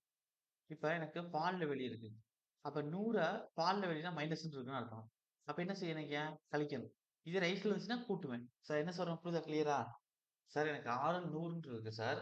ஃபால்ல Yes, sir. ஃபால் கிடைச்சிருக்கு. அப்ப ஃபால் கிடைச்சிருக்குன்னா என்ன அர்த்தம்? மைனஸ்ல இருக்கு. அப்ப 100லேருந்து எனக்கு அத மைனஸ் தான் பண்ணணும். இதே ரைஸ் கர்வ் இருந்துச்சுன்னா பிளஸ் பண்ணியிருப்பேன். அப்ப இப்படி மைனஸ் பண்ணி எனக்கு RL நேரா எழுதணும். அப்ப இந்த RL எவ்வளவு வரும் அப்படின்னா 99.210. மறுபடியும் 100க்கு ஹைட் ஆஃப் இன்ஸ்ட்ருமென்ட் மாதிரி அப்படி எடுக்கக்கூடாது. அப்ப இந்த RLலேருந்து மறுபடியும் இத கழிக்கணும். ஏன்னா ஃபால்ல இருக்கிறதுனால. கழிக்கும்போது நமக்கு எவ்வளவு வரும் அப்படின்னா 99.065. டிஃபரன்ஸ்ல இங்கிலீஷ் சொல்லிக் கொடுத்தேன். அப்ப நம்ம பக்கத்து பாயிண்ட்டுக்கு இருக்கக்கூடிய தான் டிஃபரன்ஸ் பார்ப்போம். அப்ப மேல உள்ள RL தான் எடுக்கணும். அதுக்கு நான் அங்கேயே சொல்லிக் கொடுத்துருப்பேன். ஓகே. அடுத்து இதுலேருந்து இத கழிப்போம். கழிச்சு இங்க எழுதுவோம். 98.865. அதுக்கடுத்து இங்கேருந்து இத கழிப்போம். 98.335. அப்ப இந்த இடத்துல தான் டர்னிங் பாயிண்ட் கிடைச்சிருக்கு. ஒரு ஃபோர் சைடு, ஒரு பேக் சைடு. அப்ப நமக்கு அரித்மெடிக்ஸ்க்கான ஃபார்முலா இப்ப தான் மேல கொடுத்துருக்கேன். Summation of back side minus summation of fore side. Summation of rise minus summation of fall. Last RL minus first RL. அப்ப இது summation of back side first பாருங்க. அப்ப இங்க சம்மேஷன் ஆஃப் பேக் சைடு பார்க்குறோம் அப்படின்னா வேல்யூ எழுதுறோம்னா 2.730. அதே summation of fore side பார்க்குறோம் அப்படின்னா 4.395. அதே same time summation of rise பார்க்குறோம் அப்படின்னா ரைஸ்ல வேல்யூவே இல்லை. இப்போ 0. இதுக்கான அர்த்தம் என்னன்னா நீங்க எடுத்துருக்கக்கூடிய சர்ஃபேஸ் வந்து ஸ்லோப்பிங் ரோடா இருந்திருக்கு. அதான் ஃபுல்லாக ஃபாலா கிடைச்சிருக்கு. இப்போ க்ளோன் சர்ஃபேஸ் இப்படி இருந்திருக்கு. அப்ப நீங்க லெவல் இன்ஸ்ட்ருமெண்ட் ஒரு இடத்துல வச்சு எடுக்கிறீங்க அப்படின்னா எல்லா பாயிண்ட்டுமே ஃபாலா இருந்ததுனால தான் நமக்கு ஃபால்லே கிடைச்சு. சார் என்ன சொல்ற புரியுதா உங்களுக்கு? ஓகே. அப்ப அடுத்து சம்மேஷனா ஃபாலுக்கு வந்து வேல்யூ கிடைக்கும். அது எவ்வளோ வேல்யூ அப்படின்னா 1.165. Last RL 98.335. ஃபர்ஸ்ட் RL 100ன்னு உங்களுக்கு தெரியும். ஃபர்ஸ்ட் RL நமக்கு இதாக இருக்கு. இப்போ அரித்மெடிக் பார்ப்போம். ஃபார்முலா அப்ளை பண்ணுங்க. அதாவது அரித்மெடிக்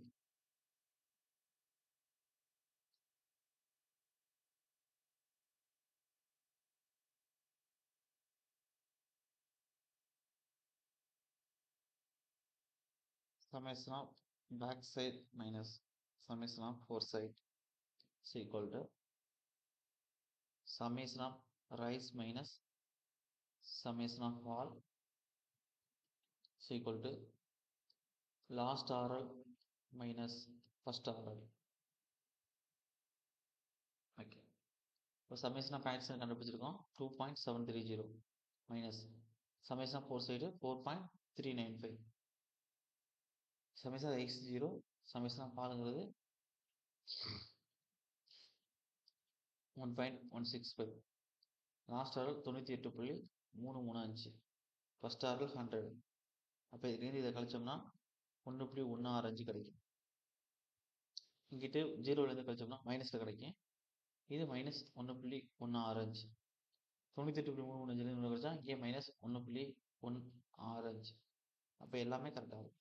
சார் கிளியர் தானே சார்? புரியுதா? Yes sir. அப்போ எஸ் சார். அப்போ செக் கரெக்ட். அப்போ நம்ம கண்டுபிடிச்ச ரீசனபிள் மெத்தட் எல்லா ரீடிங்ஸும் கரெக்டாக தான் எடுத்திருக்கோம் அப்படின்னு முடிவு பண்ணியாச்சு. இப்போ நம்ம என்ன பார்க்க போறோம்னா லெவலிங்கில் லாஸ்ட் கான்டூரிங்கிற ஒரு டாப்பிக்கு போகிறோம். இப்போ இதுவரை லெவலிங்கில் நம்ம எடுத்திருக்கக்கூடிய ரீடிங்ஸ் எல்லாமே ஆறில் தான் எடுத்திருப்போம், ரெடியூஸ்டு லெவல் தான் எடுத்திருப்போம். நம்ம பூமியில் எந்த ஒரு பாயிண்டை பார்த்தாலும் எங்கெங்க மேடு இருக்கு எங்கெங்க பள்ளம் இருக்கு அப்படின்னு கண்டுபிடிக்கிறதுக்காண்டி நம்ம வந்து எடுத்திருப்போம். மட்டம் பார்க்குறது ரொம்ப இம்பார்ட்டன்ட். மட்டம் அதாவது இப்போ லெவலிங் பண்ண போறோம் அப்படின்னா நம்ம கரெக்டான மட்டம் கண்டுபிடிக்கணும். நம்ம கரெக்டான மட்டம் கண்டுபிடிக்கல அப்படின்னா இப்போ ரோடு போடுறோம் அப்படின்னா அந்த ரோடு வந்து அன்ஈவனா போயிடும். அப்போ வந்து கன்ஸ்ட்ரக்ஷன் ஆஃப் கொலாப்சிங் ஏற்பட்டுரும். ஒரு நிமிஷம் அப்படியே இருங்க. இப்போ ஓகே என்ன சொல்லி ரோடு போடுறோம் அப்படின்னா கரெக்டாக கட்டிங் கிளிக் இருக்கணும். ஏன்னா நம்ம ரோடு போடும்போது கேம்பர் ப்ரொவைட் பண்ணியிருப்போம். 2 பக்கம் மழை தண்ணி பெஞ்சா போகிற மாதிரி தான் டிசைன் பண்ணியிருப்போம். அப்போ அங்கங்கே குண்டும் குழியுமா இருக்கக்கூடாது, ஒரே ஃப்ளாட்டாக தான் இருக்கணும். இப்போ 2 பக்கம் வந்து குறிப்பிட்ட டிகிரியில் வந்து சாய்வு கொடுத்துருப்போம், கிராசிங் ஸ்லோப்புங்கிறது கொடுத்துருப்போம் ரோடுக்கு. இப்போ ஒரு வீடு கட்ட போகிறோம்னா வீட்டோட தளம் அமைக்கும் பொழுது கரெக்டான மட்டத்தில் வந்து அமைக்கணும். நீங்கள் பார்த்துருப்பீங்க எல்லாருமே. அதுக்கடுத்து வந்து வேற எங்கே சொல்லலாம் அப்படின்னா ரயில்வே ட்ராக் அப்படிதான். ஒரு கேனால் டிசைன் பண்ணுறோம்னா கரெக்டான லெவல் கொடுத்து கட்டிங் கிளீன் பண்ணி ஒரு குறிப்பிட்ட ஸ்லோப் ப்ரொவைட் பண்ணியிருப்போம். ஏன்னா தண்ணி வந்து கரெக்டாக வந்து எந்த ரீஜன் திறந்து விட்டா ரிசர்வேலேருந்து எந்த ரீஜனுக்கு தான் போகணுங்கிறதுக்காண்டி. அப்போ லெவலிங் பார்க்கறதுக்கான காரணமே கரெக்டாக வந்து அந்த ஃபீல்டு சர்ஃபேஸோட நேச்சர் எப்படி இருக்குன்னு கண்டுபிடிக்கிறதுக்கும் volume of the earth work வந்து கால்குலேட் பண்ணுறதுக்கும் எவ்வளோ கட்டிங் அண்ட் ஃபிட்டிங் வர்றதுக்காண்டி அதுதான் முக்கியமான விஷயம். அப்போ ஒரு எக்ஸிஸ்டிங் லைன் இருக்கு, அங்கே வந்து ஒரு லைன் புதுசாக ப்ரப்போஸ்ட் பண்ண போறீங்க அப்படின்னா எக்ஸிஸ்டிங் லைனில் எந்த அளவுக்கு லெவல் கொடுத்துருக்காங்க, அந்த கொடுத்துருக்கக்கூடிய லெவலில் எங்கெங்கே பள்ளம் இருக்கு எங்கேயும் மேலே இருக்குன்னு கண்டுபிடிச்சா தான் புதுசாக ப்ரிப்பேர் பண்ணக்கூடிய லைனை வந்து கன்சிடர் பண்ணி எவ்வளோ கட்டிங் ஃபில்லிங் வரும், அது பெஸ்ட் ரூட் இதுன்னு செலக்ட் பண்ண முடியும். சார் என்ன சொல்ல புரியுது உங்களுக்கு? ஓகேவா? ஓகே. Yes sir. இப்போ காண்டூரிங் எழுதிக்கிறீங்க சார். அப்போ நான் இப்போ ஏன் இதை சொன்னேன் அப்படின்னா இப்போ லெவலிங் ஃபுல்லாக பார்க்குறது எல்லாமே ஆரல் கண்டுபிடிக்கிறதுக்கு தான், ரெடியூஸ் லெவல் கண்டுபிடிக்கிறதுக்கு தான். அந்த ரெடியூஸ் லெவல் ஏன் கண்டுபிடிக்கணுங்கிறதுக்காக தான் நான் இப்போ சொன்னேன் இதெல்லாம். இப்போ இப்போ இங்கே என்ன பேச போறோம்னா அப்படி கண்டுபிடிச்ச ரெடியூஸ் லெவலை ஃப்ரண்ட்ல இப்போ ஃபீல்டில் வந்து நம்ம வந்து இது பண்ணுறோம், மார்க் பண்ணுறோம். ஃபீல்டில் கிடைச்ச ஆறில் ஒரு வந்து மேப்பில் வந்து மார்க் பண்ணுறோம் அப்படின்னா அப்போ அந்த மேப்பில் மார்க் பண்ணக்கூடிய ரெடியூஸ் லெவலை நம்ம எப்படின்னா பார்க்கலாம். அப்போ ரெடியூஸ் லெவல்லாம் வச்சு ஒரு கற்பனை கோடு வரைஞ்சி ஒரு மேப் ரெடி பண்ணுறோம் அப்படின்னா அப்போ அந்த லைனுக்கு என்ன சொல்லுவோம்? அப்போ 2 லைன் ஆறில் வரைஞ்சாச்சு கற்பனையா. அப்போ அந்த 2 லைனுக்கு இடைப்பட்ட ஹரிசாண்டல் டிஸ்டன்ஸ் எப்படி இருக்கும், வெர்டிகல் டிஸ்டன்ஸ் எப்படி இருக்கும், அப்போ ஹரிசாண்டல் டிஸ்டன்ஸுக்கும் வெர்டிகல் டிஸ்டன்ஸுக்கும் இடைப்பட்ட இன்டர்வல் எப்படி இருக்கும் அப்படிங்கிற பேசிக்கான சில விஷயங்கள் தான் பார்க்க போகிறோம். அதுதான் காண்டோரிங் பிடிக்கிறோம். அப்போ காண்டோரிங் போட்டுக்கிறோங்க. காண்டோர் இதுல இருந்து ஒரு கொஸ்டின் கேட்பாங்க, ஒரு சில நேரம் 2 கொஸ்டின் கேட்பாங்க. நான் வச்சுக்கிறேங்க. ஒரு சில நேரம் தான் 2 கொஸ்டின், மஸ்ட் ஒரு கொஸ்டின் காண்டோரிங். இதோட உங்க லெவலிங் முடியுது. காண்டூரிங்ல ஃபர்ஸ்ட் நீங்க என்ன எழுதணும் அப்படின்னா காண்டூர் லைன். ஃபர்ஸ்ட் காண்டூர் பாயிண்ட்ஸ்னா நமக்கு கிடைச்சிருக்க 6 பாயிண்ட்ஸ் என்ன செய்யணும், மேப்ல மார்க் பண்ணும். அதான் காண்டூர் பாயிண்ட்ஸ். நான் இப்போ காண்டூர் லைனுக்கு பட்ட விளக்கம் கொடுத்துட்டு அதிலே 2 சொல்லிடுறேன். காண்டூர் லைன் அதாவது it is a imaginary line. இது வந்து ஒரு கற்பனை கோடு. எங்கெங்கன்னா ஈக்குவல் ரெடியூஸ்ட் லெவல் இல்லை ஈக்குவல் எலிவேஷன்ஸ் இருக்கோ அந்த பாயிண்ட்ஸ் எல்லாம் மார்க் பண்ணி ஒரு லைன் ப்ளாட் பண்றோம் அப்படின்னா அதான் காண்டூர் லைன் சொல்லுவாங்க. அப்ப it is imaginary line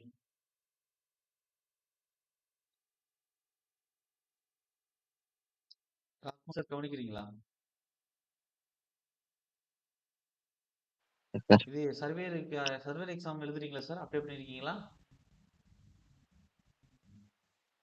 S apply பண்ணிருக்கேன் சார். ப்ரிப்பரேஷன்ல தானே இருக்கீங்க? ஓகே. Yes sir. அதாவது நீங்க முனிசிபாலிட்டி எக்ஸாம் ரிசல்ட் வரும்போது வரட்டும் சார். இப்போ உங்களுக்கு இது பிப்ரவரியில ஓகே. வருது அப்படின்னா அது வரும்போது வரட்டும்.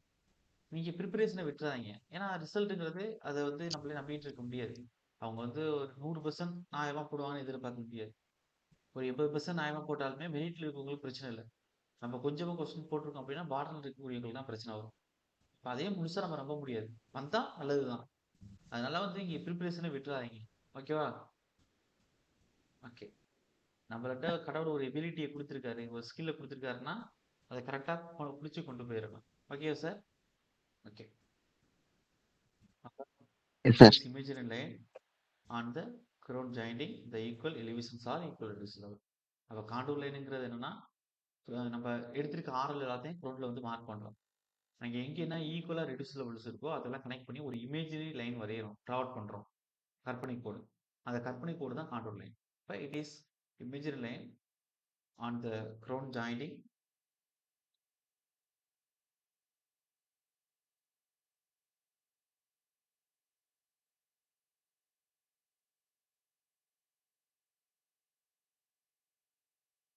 the points of equal elevation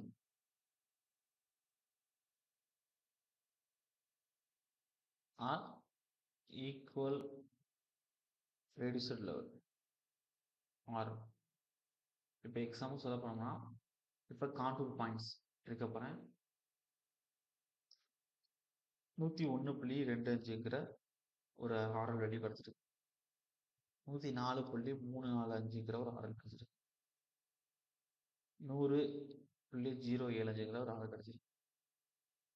101.250ன்னு ஆரல் கிடைச்சிருக்கு. 106.780ங்கிற ஆரல் கிடைச்சிருக்கு. இங்க போறதுனா பாயிண்ட்ஸ். 101.250ங்கிறது கிடைச்சிருக்கு. 110.340ங்கிறது கிடைச்சிருக்கு.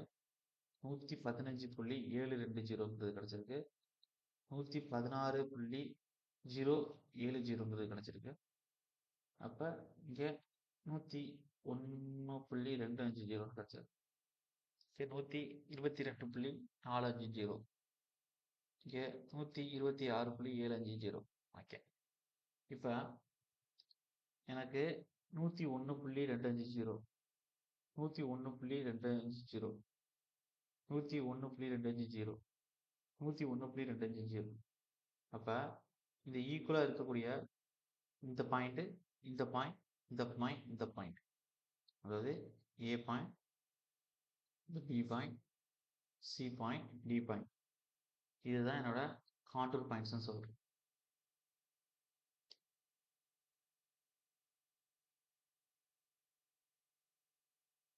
சார் இப்ப காண்டூர் பாயிண்ட்ஸ் என்னன்னு புரியுதா உங்களுக்கு? அப்ப அதெல்லாம் கனெக்ட் பண்ணி, அந்த காண்டூர் பாயிண்ட்ஸ் எல்லாம் கனெக்ட் பண்ணி நான் இப்ப என்ன செய்யறேன் அப்படின்னா, ஒரு லைன் ட்ரா அவுட் பண்றேன். அந்த லைன் எப்படின்னா ஒரு கற்பனை லைன். அப்ப அந்த லைன் தான் என்ன அப்படின்னா காண்டூர் லைன். இந்த லைன் தான் என்ன அப்படின்னா காண்டூர் லைன். மேல பாருங்க. It is a imaginary line on the crown joining the point of equal elevation இல்ல equal reduced level. சார் கிளியரா? சார் புரியுதானே? ஓகே. சார். இப்ப சார். இப்படி ஒரு லைன் ட்ரா அவுட் பண்ணிட்டேன். இப்ப அடுத்து கீழ அதுக்கு அடுத்த விளக்கம் என்ன எக்ஸாம்ல கேட்பாங்க அப்படின்னா, காண்டூர் இன்டர்வல்னா என்னன்னு கேட்பாங்க. அப்ப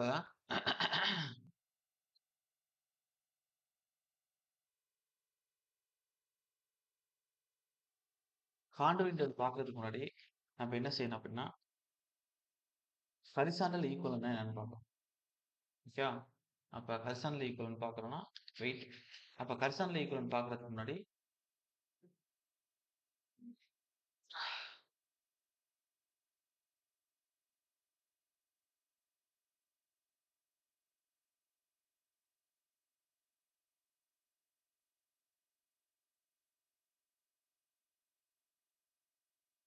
சரி ஓகே. காண்டூர் இன்டர்வல் பார்க்கறதுக்கு முன்னாடி ஹரிசாண்டல் ஈக்குவல் பார்த்துருவோம்.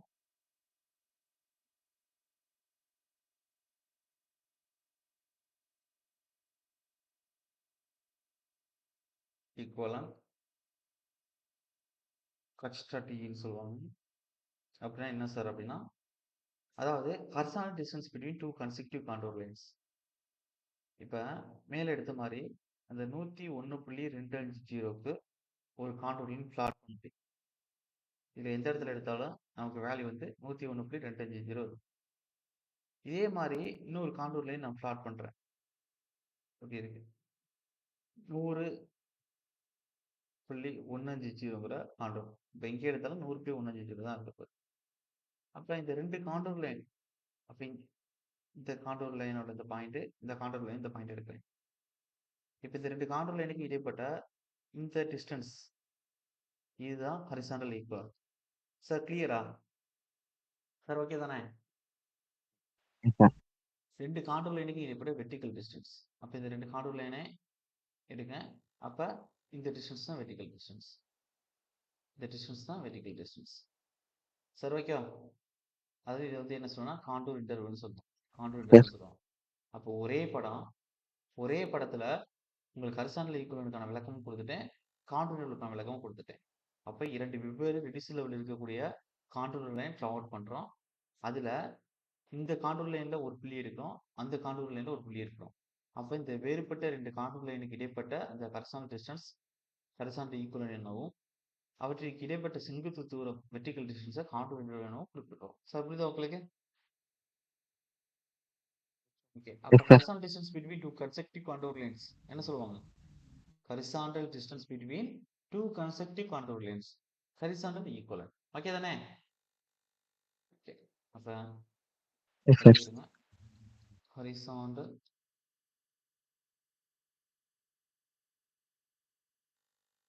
distance between two consecutive contour lines. இதுதான் நம்ம என்ன சொன்னோம் ஹரிசாண்டல் ஈக்குவல்னு சொல்றோம். அப்ப இங்க ஹரிசாண்டல் டிஸ்டன்ஸ் பிட்வீன் ஏன்னா டூ கன்செக்டிவ்னா 2 வேறுபட்ட கான்டூர் லைன்ஸ். ஓகே. இப்ப அடுத்து என்ன கொடுக்க போனா கான்டூர் இன்டர்வல் அது கொடுத்துட்டேன். அது வெர்டிகல் டிஸ்டன்ஸ் 2 கன்செக்டிவ் லைன்ஸ் இடைப்பட்டது. அப்ப கான்டூர் இன்டர்வல் ரிப்பீட் கொஸ்டின் எக்ஸாம்ல contour interval.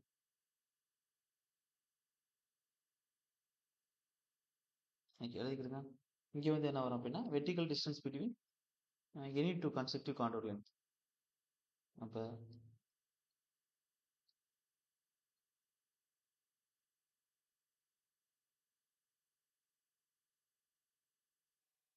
between any two consecutive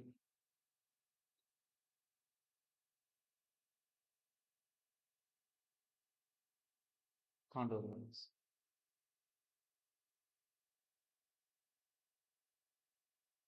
இதுதான் கான்டூர் இன்டர்வல்னு சொல்லுவாங்க. கான்டூர் இன்டர்வல்ங்கிறது நம்மளுடைய ஸ்கேல் ஆஃப் த மேப் எப்படி இருக்கும் அப்படின்னா இன்வெர்ஸ்லியா இருக்கும். ஸ்கேல் ஆஃப் த மேப்னா என்னன்னா இப்போ ஒரு மேப் போடும்போது நம்ம ஸ்கேல் எடுப்போம்.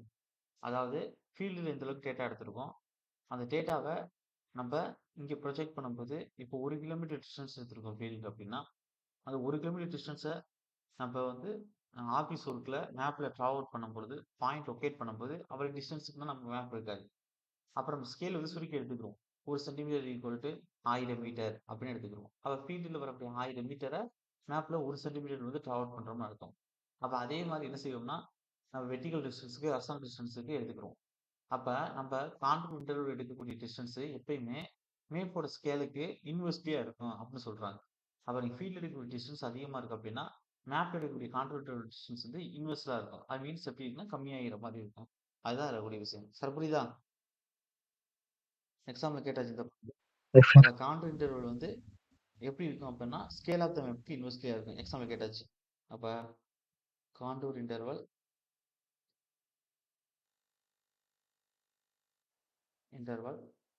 இன்வெர்ஸ்லி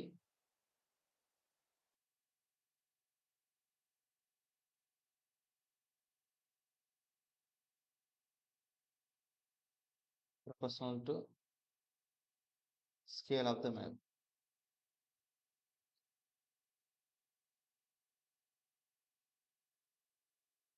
அவ்வளவுதான். அப்ப கான்டூர் இன்டர்வல் எவ்வளவு இருக்கும் அப்படின்னா ஸ்கேல் கொடுக்குறேன் பார்த்துக்கிறேங்க.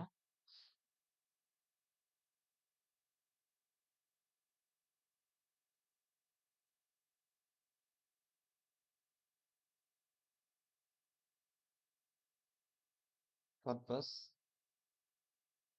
A scale, A contour interval.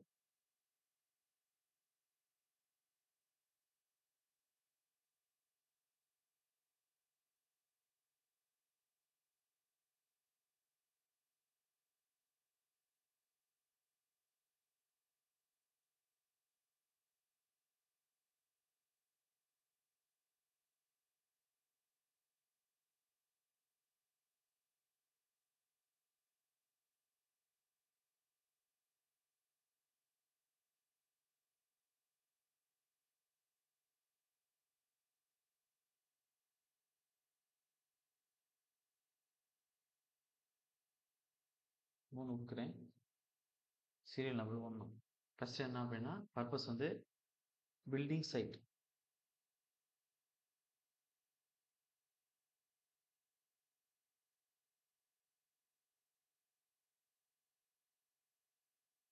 ஒரு centimetre equal to 10 metre or லெஸ்ஸாக இருக்கும். இங்கே கான்ட்ரிபியூட்டர் எவ்வளவு இருக்கும் அப்படின்னா 0.2 டு 0.5 கிலோமீட்டர். அதுக்கு எடுத்து சரி கிலோமீட்டர் கொடுத்துறேன் மீட்டர்.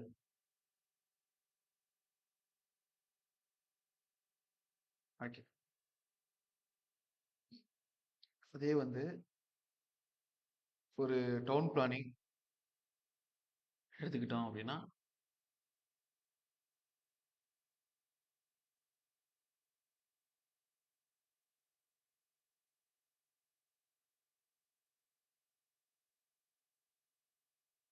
ஒரு சென்டிமீட்டர் ஈக்குவல் டு ஸ்கேல் வந்து இங்கே 50 டு 100 மீட்டர் வரையும் இருக்கும். அப்போ அங்கே கான்டினென்ட்கள் எந்த அளவுக்கு எடுத்துக்கிறோம்னா 0.5 டு 2 மீட்டர் வரையும் எடுத்துக்கிறோம். அதுக்கடுத்து மூணாவது லொக்கேஷன் சர்வே.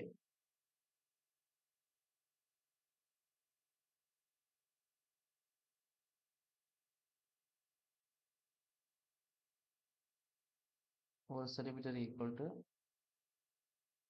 50 to 200 metre. இங்கே வந்து 1 டு 3 மீட்டர் அளவு வரும் 500. அப்போ ஜஸ்ட் இதெல்லாம் பார்த்துக்கிறேங்க, எக்ஸாம் பாயிண்ட்ல கேட்டாலும் அடிக்கிறது அந்த மாதிரி. அப்போ இப்போ டீட்டர் காண்டூர் ஸ்லோப் கண்டுபிடிக்க போகிறோம் அப்படின்னா நம்ம கர்சன்ல ஈக்குவலன்ட்லேயே இதையும் வச்சு கண்டுபிடிச்சிடலாம். இப்போ நான் டயக்ராம் கொடுக்குற பாருங்க. காண்டூர் ஸ்லோப் தியரட்டிக்காக ஃபார்முலா தான் நம்ம பார்த்துக்கிறேன் இப்படி கொண்டு வரும். இப்போ எனக்கு 2 இடத்துல காண்டூர் எடுக்கிறேன். இப்போ இந்த இடத்துல எடுக்கிறேன், இந்த இடத்துல எடுக்கணும்னு வச்சுக்கலாம். அப்போ இந்த இடத்துல எனக்கு எப்படி போகுது,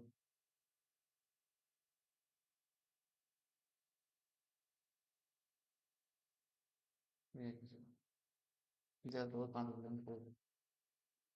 இப்போ 2 பாயிண்ட் இடைப்பட்ட இந்த 2 காண்டூர் லைனுக்கு இடைப்பட்ட இந்த வெர்டிக்கல் இது ஹரிசாண்டல் ஈக்குவல். இப்போ இங்கே வந்து வெர்டிக்கல் டிஸ்டன்ஸ் இருக்குது. இப்படி மேலே அப்படி போகிற மாதிரி வச்சுக்கிறேங்க. அப்போ வெளியே காண்டூர் இந்த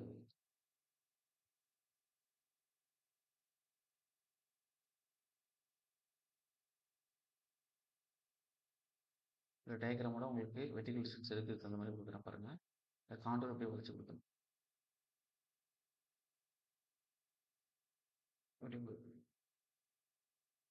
இப்போ இங்கே ஒரு புள்ளி வைக்கிறேன். அப்போ இது 2 புள்ளிக்கு இடைப்பட்ட வெர்டிக்கல் டிஸ்டன்ஸ். அப்போ எனக்கு இந்த டீட்டா இதான் காண்டூர் ஸ்லோப். அப்போ ஸ்லோப் டீட்டா ஈக்குவல் டு அதாவது டேன் டீட்டா தான் சொல்கிறேன். எதிர் பக்கம் போய் அடுத்த பக்கம் இதுக்கு எடுத்துகிட்டு பக்கம் காண்டூர் அடுத்த பக்கம் கர்சன் லைட் ஃபார்முலா பார்த்துக்கிறேன். காண்டூர் போய் கர்சன் லைட் இந்த ஃபார்முலா பார்த்துக்கிறேன். ஓகே, பர்பஸ் ஆஃப் காண்டூரிங் என்ன அப்படின்னா காண்டூர் எதுக்காண்டு பட்டுறோம் அப்படிங்கிறத தெரிஞ்சுக்கணும். அது வந்து கிட்டத்தட்ட ஒரு 3 பாயிண்ட் இருக்கும். அதுக்கு வந்து கேரக்டரிஸ்டிக்ஸ் ஆஃப் காண்டூர் போயிட வேண்டியது. எழுதிக்கிறேங்க. பர்பஸ் ஆஃப் காண்டூர்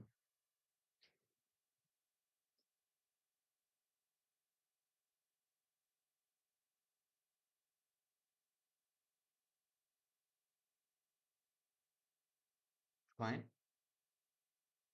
அதாவது for preparation contour map preparation பண்ணுறதுக்கு யூஸ் ஆகுது. ஃபார் ப்ரிப்பரிங்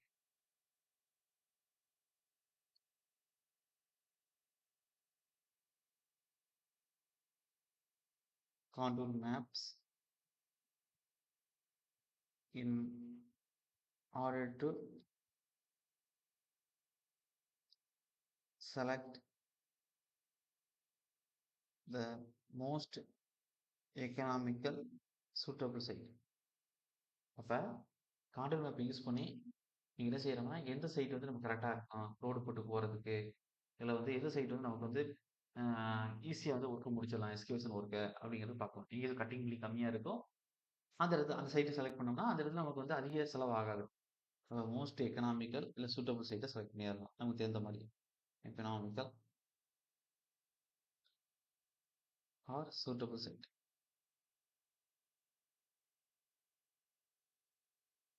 இதுக்கு யூஸ் ஆகுது. வேற என்ன சொல்லலாம் அப்படின்னா, இப்போ ரோடு ரயில்வேல அலைன்மெண்ட் பண்றதுக்கு எவ்வளவு சாயில் வெட்டி இருக்கணும், எவ்வளவு ஃபில் பண்ணணும். அப்போ to make the alignment of roads and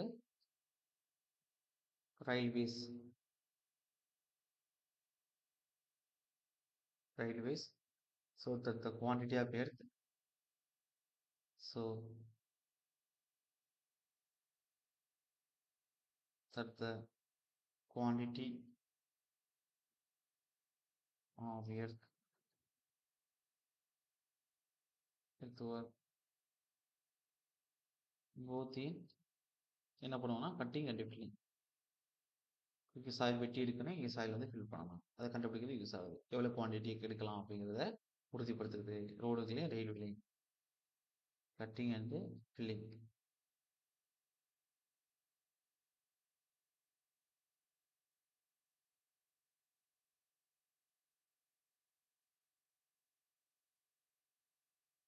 should be minimum.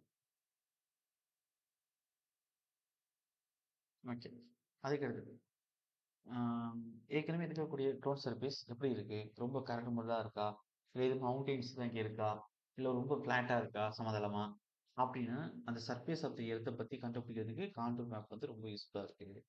அப்போ for heading information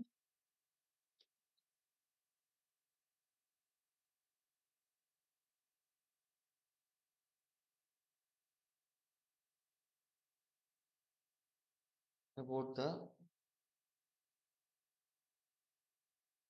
ground, whether it is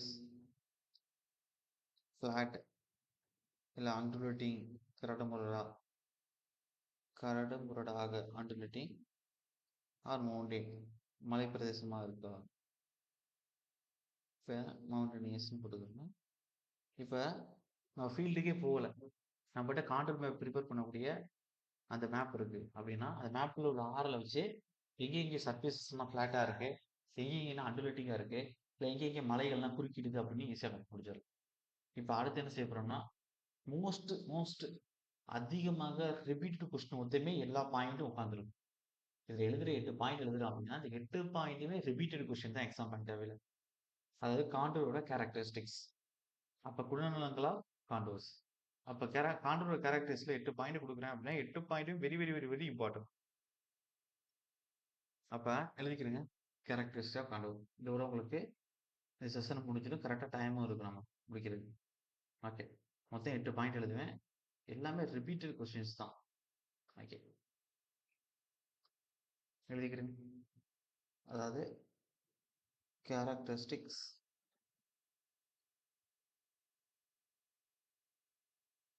of contour.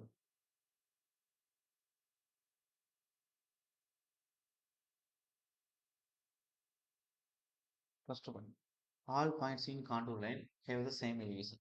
கரெக்டாக தான், கான்டூர் லைன் எந்த ஒரு பாயிண்ட் எடுத்தாலும் சேம் எலிவேஷனில் தான் இருக்கும். ஏன்னா சேம் எலிவேஷன் கனெக்ட் பண்ணி வரைகிறது தானே கான்டூர் லைனு. அப்போ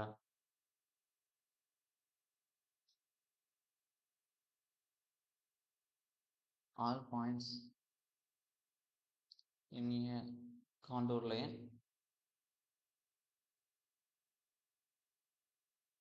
have the same elevation.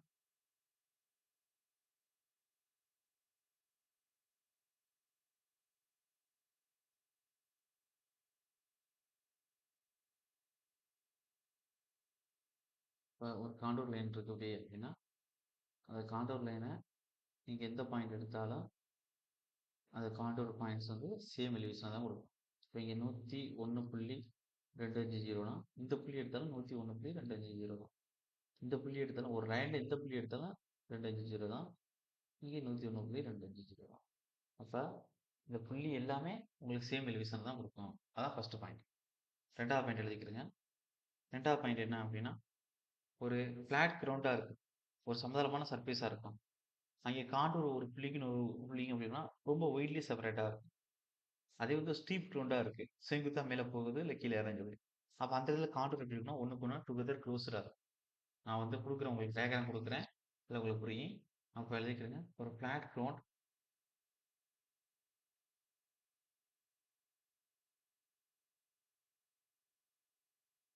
is indicated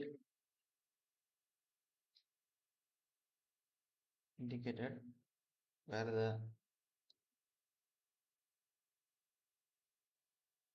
contour widely separated.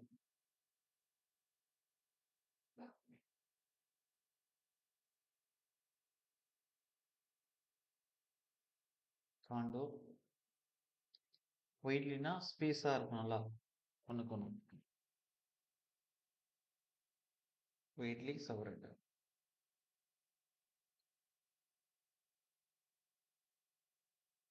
அதே and the steep ground surface இருக்கு அப்படின்னா and the steep ground where they run close together, they run close together. ஒன்றுக்கு ஒன்று நெருக்கமாக இருக்கும் அப்படின்னு சொல்கிறோம், டுகெதர். அப்போ நான் டயக்ராம் கொடுக்குறேன், பார்த்துக்கிடுங்க. இப்போ வந்து ஒரு ஃப்ளாட் சர்ஃபேஸாக இருக்குது, ஒரு சமதளமான ஒரு க்ரௌண்ட் சர்ஃபேஸ் இருக்கும் அப்படின்னா நமக்கு எப்படி இருக்கும், ஆர்எல் டிஃப்ரென்ஸ் கண்டுபிடிக்கிறது ரொம்ப கஷ்டமாக இருக்கும். ஒன்றுக்குள்ள வேரியேஷன் ரொம்ப தள்ளி தள்ளி தான் கிடைக்கும். அப்போ இங்கே கிடைக்கிது அப்படின்னா 96.725 கிடைக்குது அப்படின்னா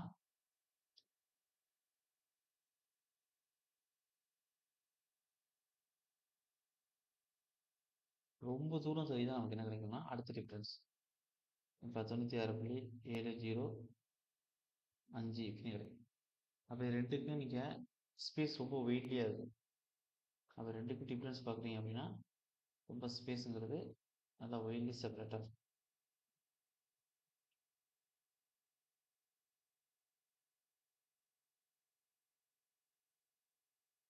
இதே ஒரு ஸ்டீப் சர்ஃபேஸாக இருக்குது அப்படின்னா ஒவ்வொரு இடத்துலையுமே இப்போ இந்த இடத்துல ஒரு 97.250னா அடுத்த இடத்துலையே 98.250ன்னு மாறும். அடுத்த இடத்துலையே 99.450ன்னு மாறும். அடுத்த இடத்துலையே 100.025ன்னு மாறும். இப்படி எல்லா பாயிண்ட்லையுமே என்ன செய்யணும்னா நமக்கு வேரியேஷன் எடுத்துக்கிட்டே இருக்கும். அப்போ இதே எடுத்து நீங்கள் வரைச்சி பார்த்தீங்கன்னா இது ரெண்டுக்கும் எப்படி இருக்குன்னா run close together, closely together,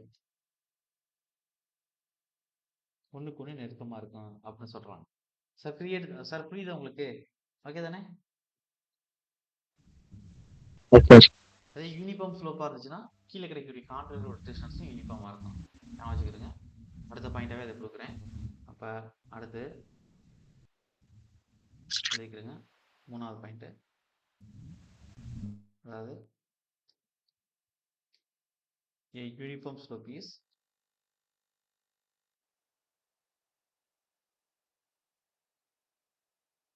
is indicated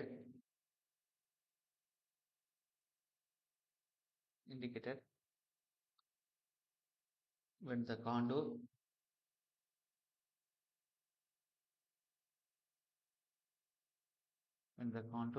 lines எப்படி இருக்குன்னா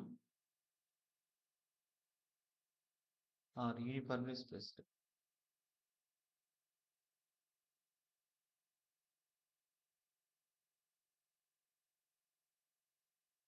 spaced and a plane surface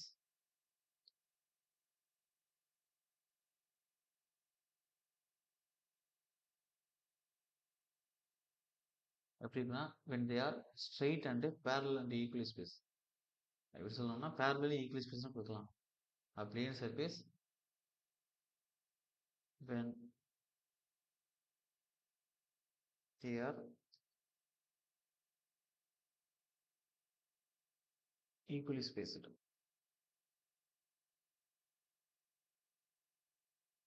இப்போ யூனிஃபார்ம் ஸ்லோப் இருக்கு அப்படின்னா கண்டிப்பாக அங்கே ஸ்பேஸ் வந்து ஈக்குவலாக இருக்கும் அப்படி ஞாபகம். இப்போ அடுத்து வந்து ஒரு காண்டூர் லைன் வந்து ஒரு ஹில்லுக்கு எடுக்கிறோம். அப்போ அங்கே எப்படி இருக்கும்? ஒரு வேலிக்கு எடுக்கிறோம். எங்கே இருக்கு அப்படி எப்படி எப்படி இருக்கும் அப்படின்னு பார்க்க போகிறோம். இப்போ 4வது பாயிண்ட். இப்போ அதாவது a series of closed contour lines. A series of closed contour lines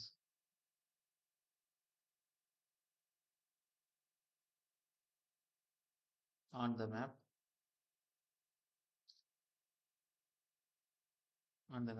represent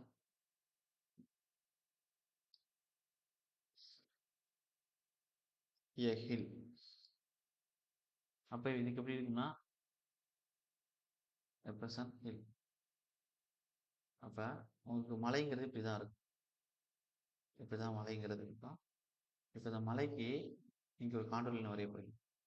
அப்போ மலையோட ஆரல் வந்து இப்போ இந்த இடத்துல 97. அப்போ அதுக்கு நேராக இங்கே அதே 97 தான் இருக்கும். இங்கே வந்து ஒரு 100. அப்போ அதுக்கு நேராக இங்கே 100 தான் இருக்கும். இங்கே 110. அப்போ அதுக்கு நேராக இங்கே 110 தான் இருக்கும். இங்கே 120. அதுக்கு நேராக இங்கே 120 தான் இருக்கும். இப்போ இதுக்கு காண்டூர் லைன் கொடுக்க போகிறோம். அப்போ இதெல்லாம் ட்ராட் பண்ணி கீழே இழுத்து விடுங்க.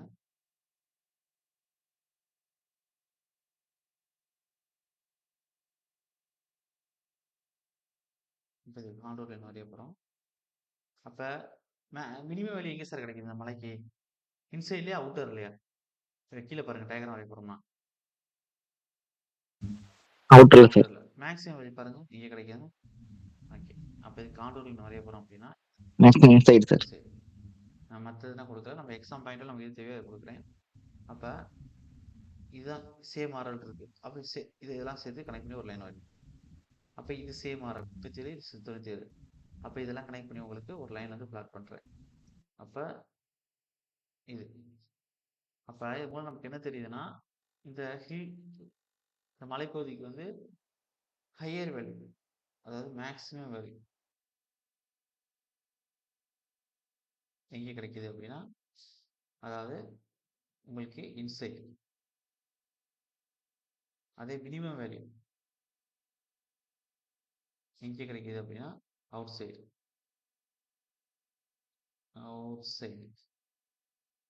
இது எக்ஸாம்பிள் கேட்டிருக்கோம். அதுக்கடுத்து இதே மாதிரி நிறைய முகடுகள் எடுக்கிறோம், மலைப்பகுதி எடுக்கிறோம். அப்போ இந்த சைடு ஒரு இது எடுக்கிறீங்க அப்படின்னா இப்போ இந்த மலையோட உச்சி புள்ளி, இந்த மலையோட உச்சி புள்ளி இதெல்லாம் கனெக்ட் பண்ணி வரையக்கூடிய லைனை தான் என்ன சொல்லுவாங்கன்னா ரிட்ஜ் லைன்னு சொல்லுவாங்க. ஏன்னா இந்த உச்சி புள்ளியில ரிட்ஜ்னு சொல்லுவாங்க. அந்த ரிட்ஜெல்லாம் கனெக்ட் பண்ணி வரையக்கூடியதை ரிட்ஜ் லைன்னு சொல்லுவாங்க. அந்த ரிட்ஜ் லைன் எப்படி இருக்கும் அப்படின்னா உங்களுக்கு ரைட் ஆங்கிளில் இருக்கும். இதுக்கு ரைட் ஆங்கிளில் இருக்கும். சார் கிளியரா புரியுதா நான் சொல்றேன்னா? ஆனால் அதை அப்படி இங்கே பார்க்க வேணாம், இங்கே இதை பற்றியும் பார்த்துக்கிட்டா நம்ம கீழே பார்த்துக்கோம். இப்போ இங்கே இது கீழே நான் கொடுக்குறேன் பாருங்க. இதே மாதிரி ஒரு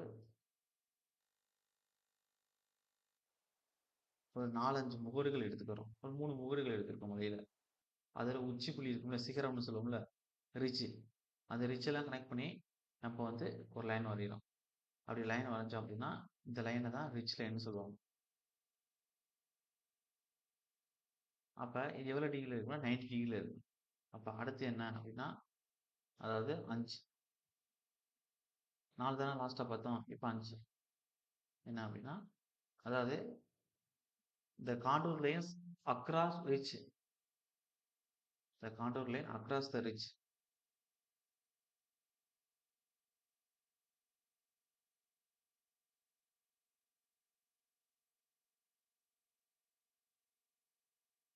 across the ridge at 90 degree இல்லாட்டி ப்ராக்கெட்ல ரைட் ஆங்கிள் போடுங்க. Right angle. அப்ப இதுதான் என்ன சொல்லுவாங்கன்னா ரிட்ஜ் லைன்னு சொல்லுவாங்க. இது எங்கன்னா மவுண்டெயின்ஸ்க்கு வரும். இப்ப 6வது பாயிண்ட் உங்களுக்கு குடுக்குறேன் பார்த்துக்கிடுங்க. 6வது பாயிண்ட் என்ன அப்படின்னா, இதே மாரி எப்படி வந்து ஒரு குளோஸ்டு சர்ஃபேஸுக்கு எக்ஸாம்பிளுக்கு ஹில் எடுத்துக்கிட்டு கான்டூர் பிளாட் பண்ணி அதுக்கு மேக்ஸிமம் வேல்யூ மினிமம் வேல்யூ எங்கே வரும் அப்படின்னு பிளாட் பண்ணோமோ அதே மாதிரி ஒரு க்ளோஸ்டு கான்டூர் தான். ஆனா இங்க எப்படி இருக்க போறோம்னா அது டவுன்வோர்டா க்ளோஸ்டா இருக்கும்போது அப்வோர்டா இருக்கும்போது அப்ப எக்ஸாம்பிளுக்கு ஒரு வேலி ஒரு பள்ளத்தாக்கு எடுத்துக்கிட்டு அதுக்கு கான்டூர் பிளாட் பண்ண போறோம். அங்கே மேக்ஸிமம் வேல்யூ மினிமம் வேல்யூ எங்கே வருது அப்படிங்கிறத சொல்லிட்டு அப்ப அங்க வந்து அதோட பாட்டம் சர்ஃபேஸோட புள்ளியை எடுத்து அதே மாதிரி எங்க எங்கன்னா வேலிஸ் லைன்ஸ் வருதோ அந்த புள்ளியை கனெக்ட் பண்ணி வரக்கூடிய லைனை வேலி லைன் சொல்லுவோம். அது 90 தான் வரும். அது 6வது பாயிண்ட் 7வது பாயிண்ட் பார்க்க போறோம். 6வது பாயிண்ட் என்னன்னா அதே மாதிரி a series of closed contours and the map indicated a depression அதாவது ஐ மீன் வேலி ஓகே வேலி வந்து பிளாட் பண்ண போறோம் பள்ளத்தாக்கு. அதாவது எழுதிக்கிறேன் a series of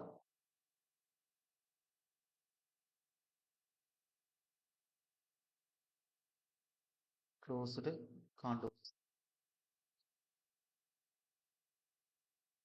on the map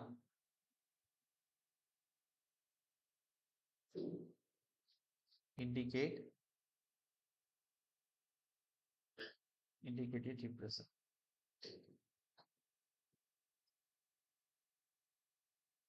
depression. அப்ப இங்க எப்படி இருக்கும் அப்படின்னா படம் கொடுத்துட்டு அப்புறம் கீழே எழுதிக்கிறோம் ஹையர் வேல்யூ மினிமம் வேல்யூ. அப்ப டயக்ராம் வந்து இங்க எப்படி இருக்கும் டிப்ரெஷன்னா பள்ளம் வேலின்னு சொல்லுவோம்ல இது. இப்ப இங்க கொடுத்தோம் அப்படின்னா நல்லா பாருங்க. இப்ப இங்க கொடுத்தோம் அப்படின்னா அப்போ உங்களுக்கு வேலி என்ன எடுத்துக்கிட்டோம்னா உங்களுக்கே தெரியும். அதாவது எப்படி இருக்கும் அப்படின்னா இங்க வந்து ஒரு 120 அப்படின்னா அதுக்கே நேரா போனீங்கன்னா 820 இப்படி வர வர குறைஞ்சிக்கிட்டு வேல்யூ வந்துகிட்டே இருக்கும். ஒரு 110 அதுக்கு நேரா இங்கே 110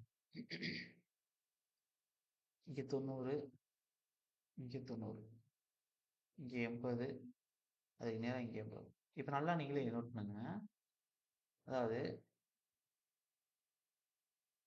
எனக்கு இந்த 120 அதிகபட்ச வேல்யூ எடுக்கிறேன். அப்ப இங்க எனக்கு 120 எங்கே சார் கிடைச்சிருக்கு காண்டூர் லைன். அதே மாதிரி 80 இங்க வைக்கிறேன். எனக்கு 80 எங்கே சார் கிடைச்சிருக்கு காண்டூர் லைன்ல. நீங்களே மேக்ஸிமம் அவுட்டர்ல கிடைக்குது சார். அதாவது 120ங்கிறது எனக்கு அவுட்டர்ல கிடைச்சிருக்கு. அப்ப ஈக்குவலா இருக்கக்கூடிய இந்த ஆர்எல் எடுத்து நான் காண்டூர் லைன் பிளாட் பண்ணா எனக்கு இப்படி கிடைக்கும். இப்படி கிடைக்கும். உள்ளுகளுடைய எடுத்தா இப்படி எனக்கு கிடைக்கும். அப்ப மேக்சிமம் ஹையர் வேல்யூ எனக்கு எங்கே கிடைச்சிருக்கு அப்படின்னா அவுட் சைடு. மினிமம் வேல்யூ எனக்கு இன்சைடில் கிடைச்சிருக்கு. அதே முதல்ல பார்க்கும்போது என்ன கிடைச்சிருக்குன்னா ஒரு காண்டூருக்கு அதே மேக்ஸிமம் வேல்யூ இன்சைடில் கிடைச்சிருக்கும் மினிமம் வேல்யூ அவுட் சைடில் கிடைச்சிருக்கும். அது அப்படியே ஆப்போசிட்டா இங்க வந்துடும். சார் கிளியரா எடுத்து போலாமா? சார் அப்ப இதுலயே வந்து 7வது பாயிண்ட் என்னன்னா இதே இந்த டிப்ரெஷன் ஆர் வேல்யூ எடுத்து அதோட பாட்டம் புள்ளி இருக்கும்ல இந்த புள்ளியை எடுத்து ஒவ்வொரு பள்ளத்துக்கும் நம்ம கனெக்ட் பண்ணி லைன் வரையும். அதுதான் வேல்யூ லைன் சொல்லுவாங்க. அது 90 டிகிரில இருக்கும். இப்ப a contour line across the value line at right angles or 90 degree. Contour line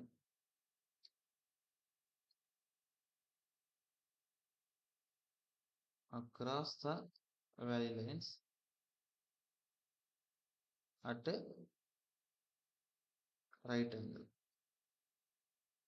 90 degree. ரெண்டு ஒன்று தான். அப்ப இதுக்கு எப்படி இருக்கும் அப்படின்னா அப்படி இருக்கும்.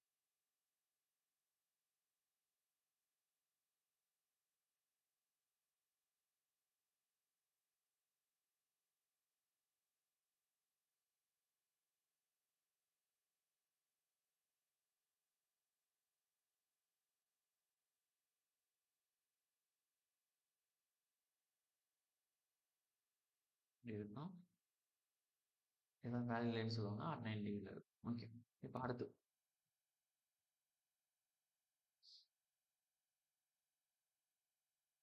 என்ன சார் அப்படின்னா இதுல வந்து அதிகமா ரிப்பீட்டடா கேட்ட 2 டெர்ம்ஸ் இன்ட்ரோடியூஸ் பண்ண போறேன். இதுல உள்ள எல்லாமே கொஸ்டின் கேட்டாங்க.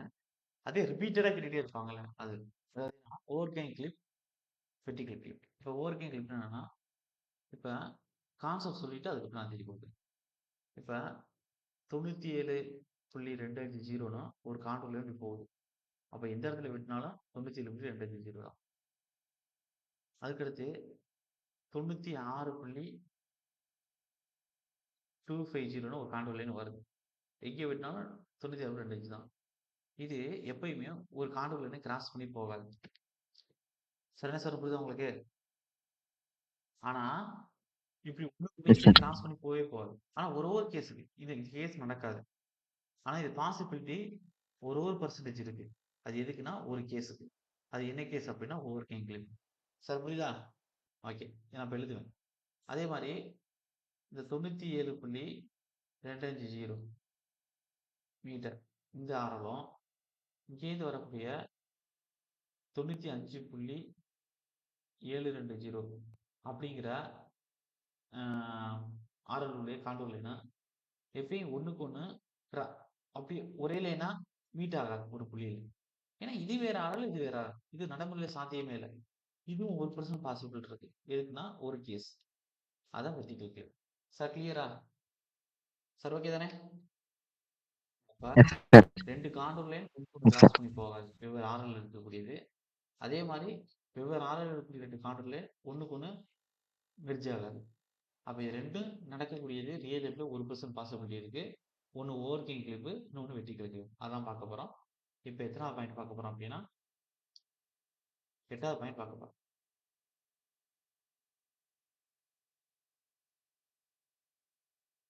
எழுதிக்கிறேங்க. அப்ப 8வது பாயிண்ட் என்ன அப்படின்னா the contour line of different elevation.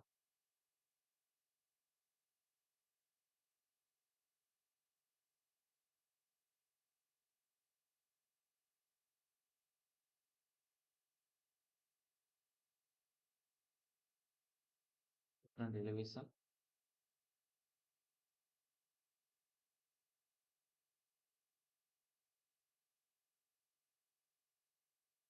cannot cross each other.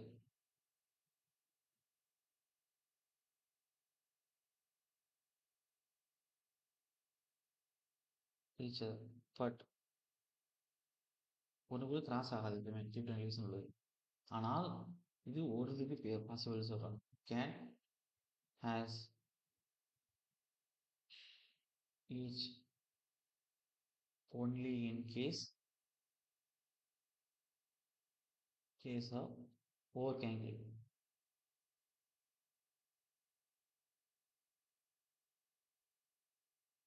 இதுக்கு வந்து பாசிபிலிட்டி இருக்கு அப்படின்னு சொல்றாங்க.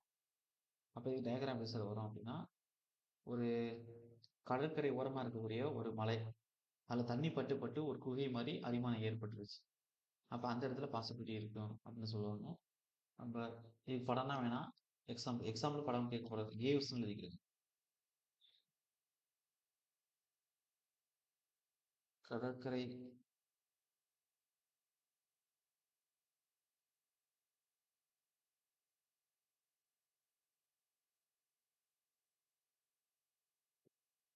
சார் கிளியர் தானே? சார் இப்படி தானே? ஓகே. வேணா எஸ் உங்களுக்கு சார். ஜஸ்ட் சொல்றேன். நான் படம் நீங்க வரைய வேணாம். ஓகே. இப்போ ஒரு மலைப்பகுதி இப்படி இருக்கு அப்படின்னா இப்போ வந்து தண்ணி கிட்ட பட்டு பட்டு பட்டு இந்த இந்த போர்ஷனை அரிக்குது. அரிச்சதுக்கு அப்புறம் இந்த மலைப்பகுதி எப்படி இருக்கும்? ஏது அதாவது இப்படி இருந்த பகுதி இந்த பகுதி தண்ணி பட்டதுனால இந்த இடத்துல அரிமானம் ஏற்பட்டு அந்த இடத்துல உள்ள அந்த மலையெல்லாம் போய் இப்படி இருக்கு. இப்ப நம்ம ஒவ்வொருத்துக்கும் ஒவ்வொரு ஆறல் இருக்கும். இப்ப இங்க வந்து 100 அப்படின்னா இந்த இடத்துல 100ன்னு இருக்கும். இந்த இடத்துல எனக்கு 90 அப்படின்னா கரெக்டா அதுக்கு நேரா இங்கே 90ன்னு இருக்கும். எனக்கு இங்க வந்து 80ன்னு இருக்கு அப்படின்னா எனக்கு இங்க வந்து ஒரு ஆறல் இருக்கும். இங்க இங்க இப்படின்னு வச்சுக்கணும். அப்ப இங்கேயும் 80 தான் வச்சுக்கோங்க. இப்ப நான் இதெல்லாம் டிராவல் பண்றேன். எப்படின்னா அப்படி 100 200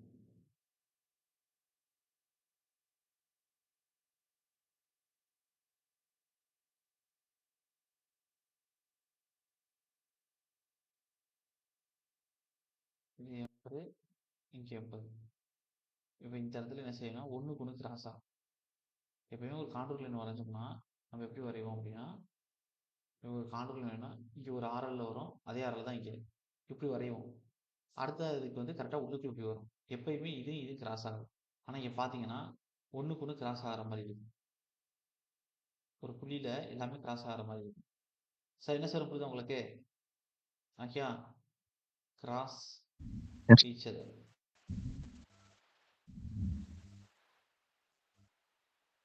சார் ஓகே தானே சார்? அப்ப இத தான் சொல்றேன்னா ஓவர்கிங் டெக்னிக்னு சொல்றோம். Yes, sir. ஓகே. இப்ப அடுத்து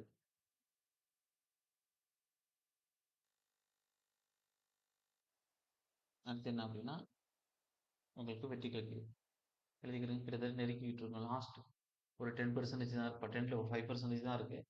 இதோட உங்களுக்கு வந்து லெவலிங் டோட்டலா முடியுது. இனிமே வரக்கூடிய சப்ஜெக்ட்னா ஒவ்வொரு செஷன்ல ஒவ்வொரு டாபிக் முடியும். இன்னைக்கு ஈவினிங் கிளாஸ் 3 மணிக்கு போடுறேன் அப்படின்னா, நான் டேக்கமெட்ரி அது பிளேன் டேபிள் சர்வே ஏதாச்சும் ஒண்ணு எடுக்கிறேன் அப்படின்னா, பிளேன் டேபிள் சர்வேனா அது ஒரே செஷன்ல பிளேன் டேபிள் சர்வே முடிஞ்சிடும். அடுத்த கிளாஸ்ல டேக்கமெட்ரி எடுக்கிறோம்னா அது ஒரே செஷன்ல முடிஞ்சிடும். அப்போ உங்களுக்கும் வந்து ஒரு கான்ஃபிடென்ட் வரும். டக்கு டக்குன்னு முடிச்சுட்டு வரோம். 20 கொஸ்டின் முடிச்சுட்டு வரோம். ஓகே. அப்ப அடுத்து பாருங்க. எத்தனாவது பாயிண்ட்? 8வது பாயிண்ட் முடிச்சிருக்கோமா? 9th point. Vertical cliff. அப்ப வெர்டிகல் கிளிப் தான் இதை எழுதிக்கிறேன். அப்ப contour line of different elevation. அது வந்து ஒரே லைனா யூனிட் ஆகுது. அப்படி ஒரே கேஸ்க்கு யூனிட் ஆகுது அப்படின்னா வெர்டிகல் கிளிப். இப்ப contour line of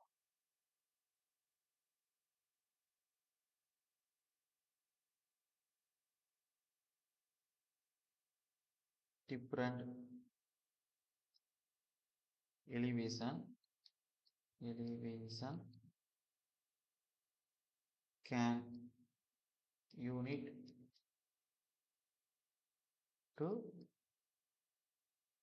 from one line only in case of vertical clip.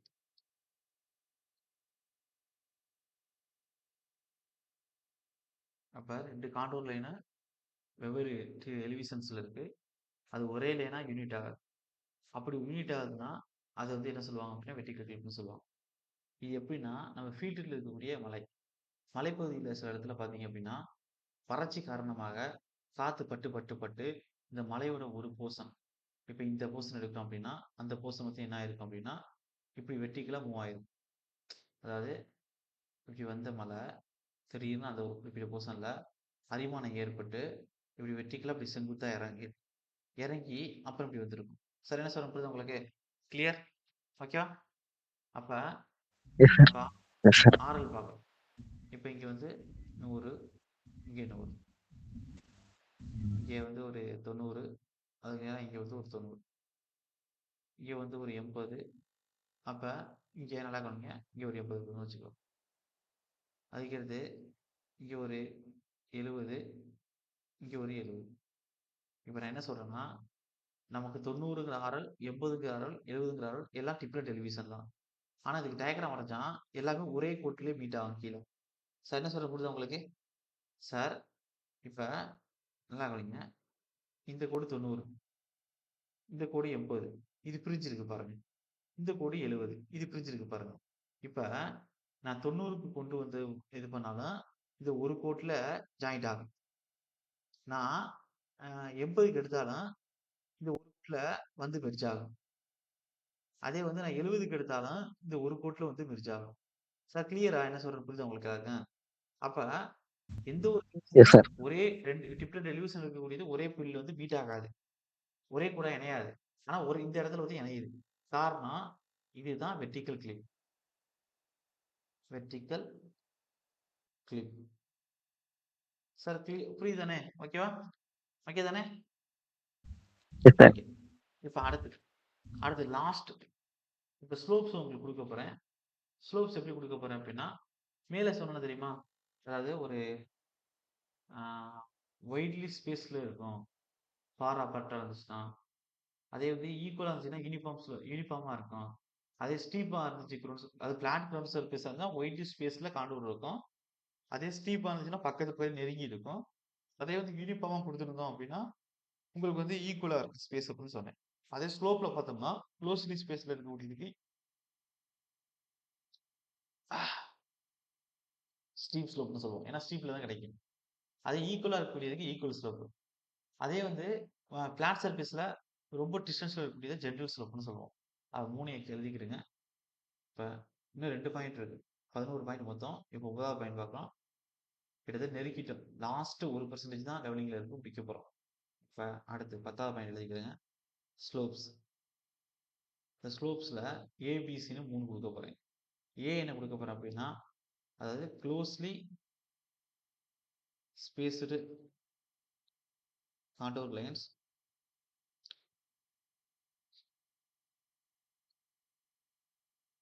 indicate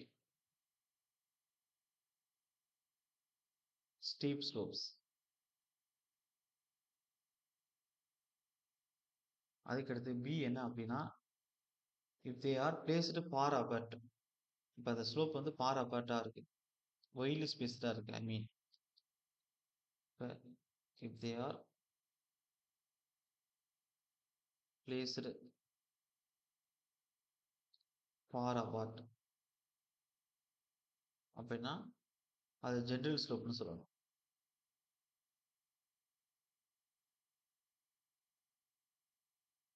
sir clear தானே? புரியுதா? நான் பேசுறது ஆடிபிளா இருக்கா? செக் பண்ணிக்கிறேங்க. Yes, sir. ஓகே. இப்ப அடுத்து என்ன சார் அப்படின்னா 3வது ஸ்லோப். அதே யூனிஃபார்ம் ஸ்பேஸ்டா இருக்கு அப்படின்னா ஜென்ரல் ஸ்லோப்னா கேட்டாச்சு. யூனிஃபார்மா இருக்கு அப்படின்னா if they are uniformly spaced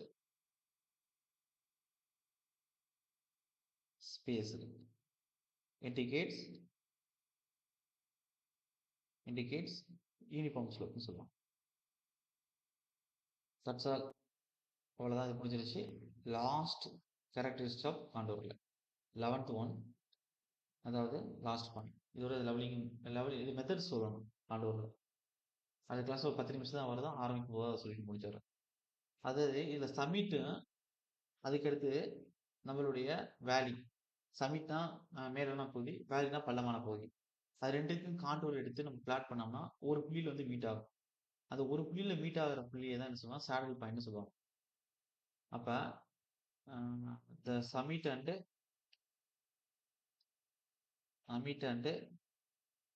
depression meet at one point.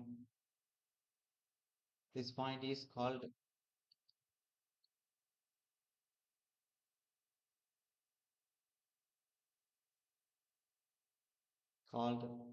saddle point.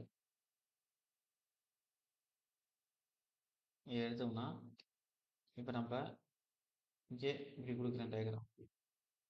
இப்போ உங்களுக்கு அதே மாதிரி இங்கே டயக்ராம் கொடுக்குறேன், அதே மாதிரி இங்கே டயக்ராம் கொடுக்குறேன்.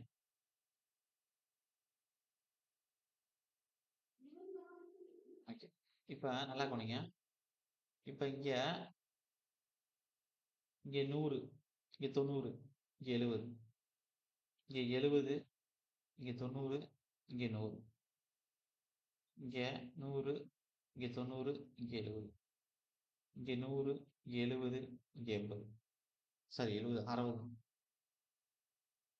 இப்போ இங்கே அவுட்டர் லைன் என்ன சார் இருக்கு, இன்சைட்ல என்ன இருக்கு 100, வெளில போக போக 90, 70. அப்போ இது என்ன சார், வேலியா பள்ளமா இருக்கா மேடா இருக்கா? மலையோடைய டிப்ரெஷனோட கம்பேர் பண்ணுங்க. ஒரு மலையை எடுத்துக்கிட்டோம்னா மேக்ஸிமம் இன்னர்ல இருக்கும், மினிமம் அவுட் சைட்ல இருக்கும். அதே ஒரு வேலையை எடுத்துக்கிட்டோம்னா மேக்ஸிமம் அவுட் சைட்ல இருக்கும், மினிமம் உள்ளுக்குள்ள இருக்கும். கிளியர் தானே? இது புரியுதா இருக்கேன்? Yes, sir. ஓகே. இப்போ இதை சொல்லுங்க சார், உள்ளுக்குள்ள 100 கொடுத்துருக்கேன் சார், இன்சைட்ல வெளியில 70 இருக்கு. அப்ப இது பள்ளமா மேடா, சமிட்டா இல்ல டிப்ரெஷனா? உள்ளுக்குள்ள மேக்ஸிமம் வந்துச்சுன்னா என்ன அர்த்தம்?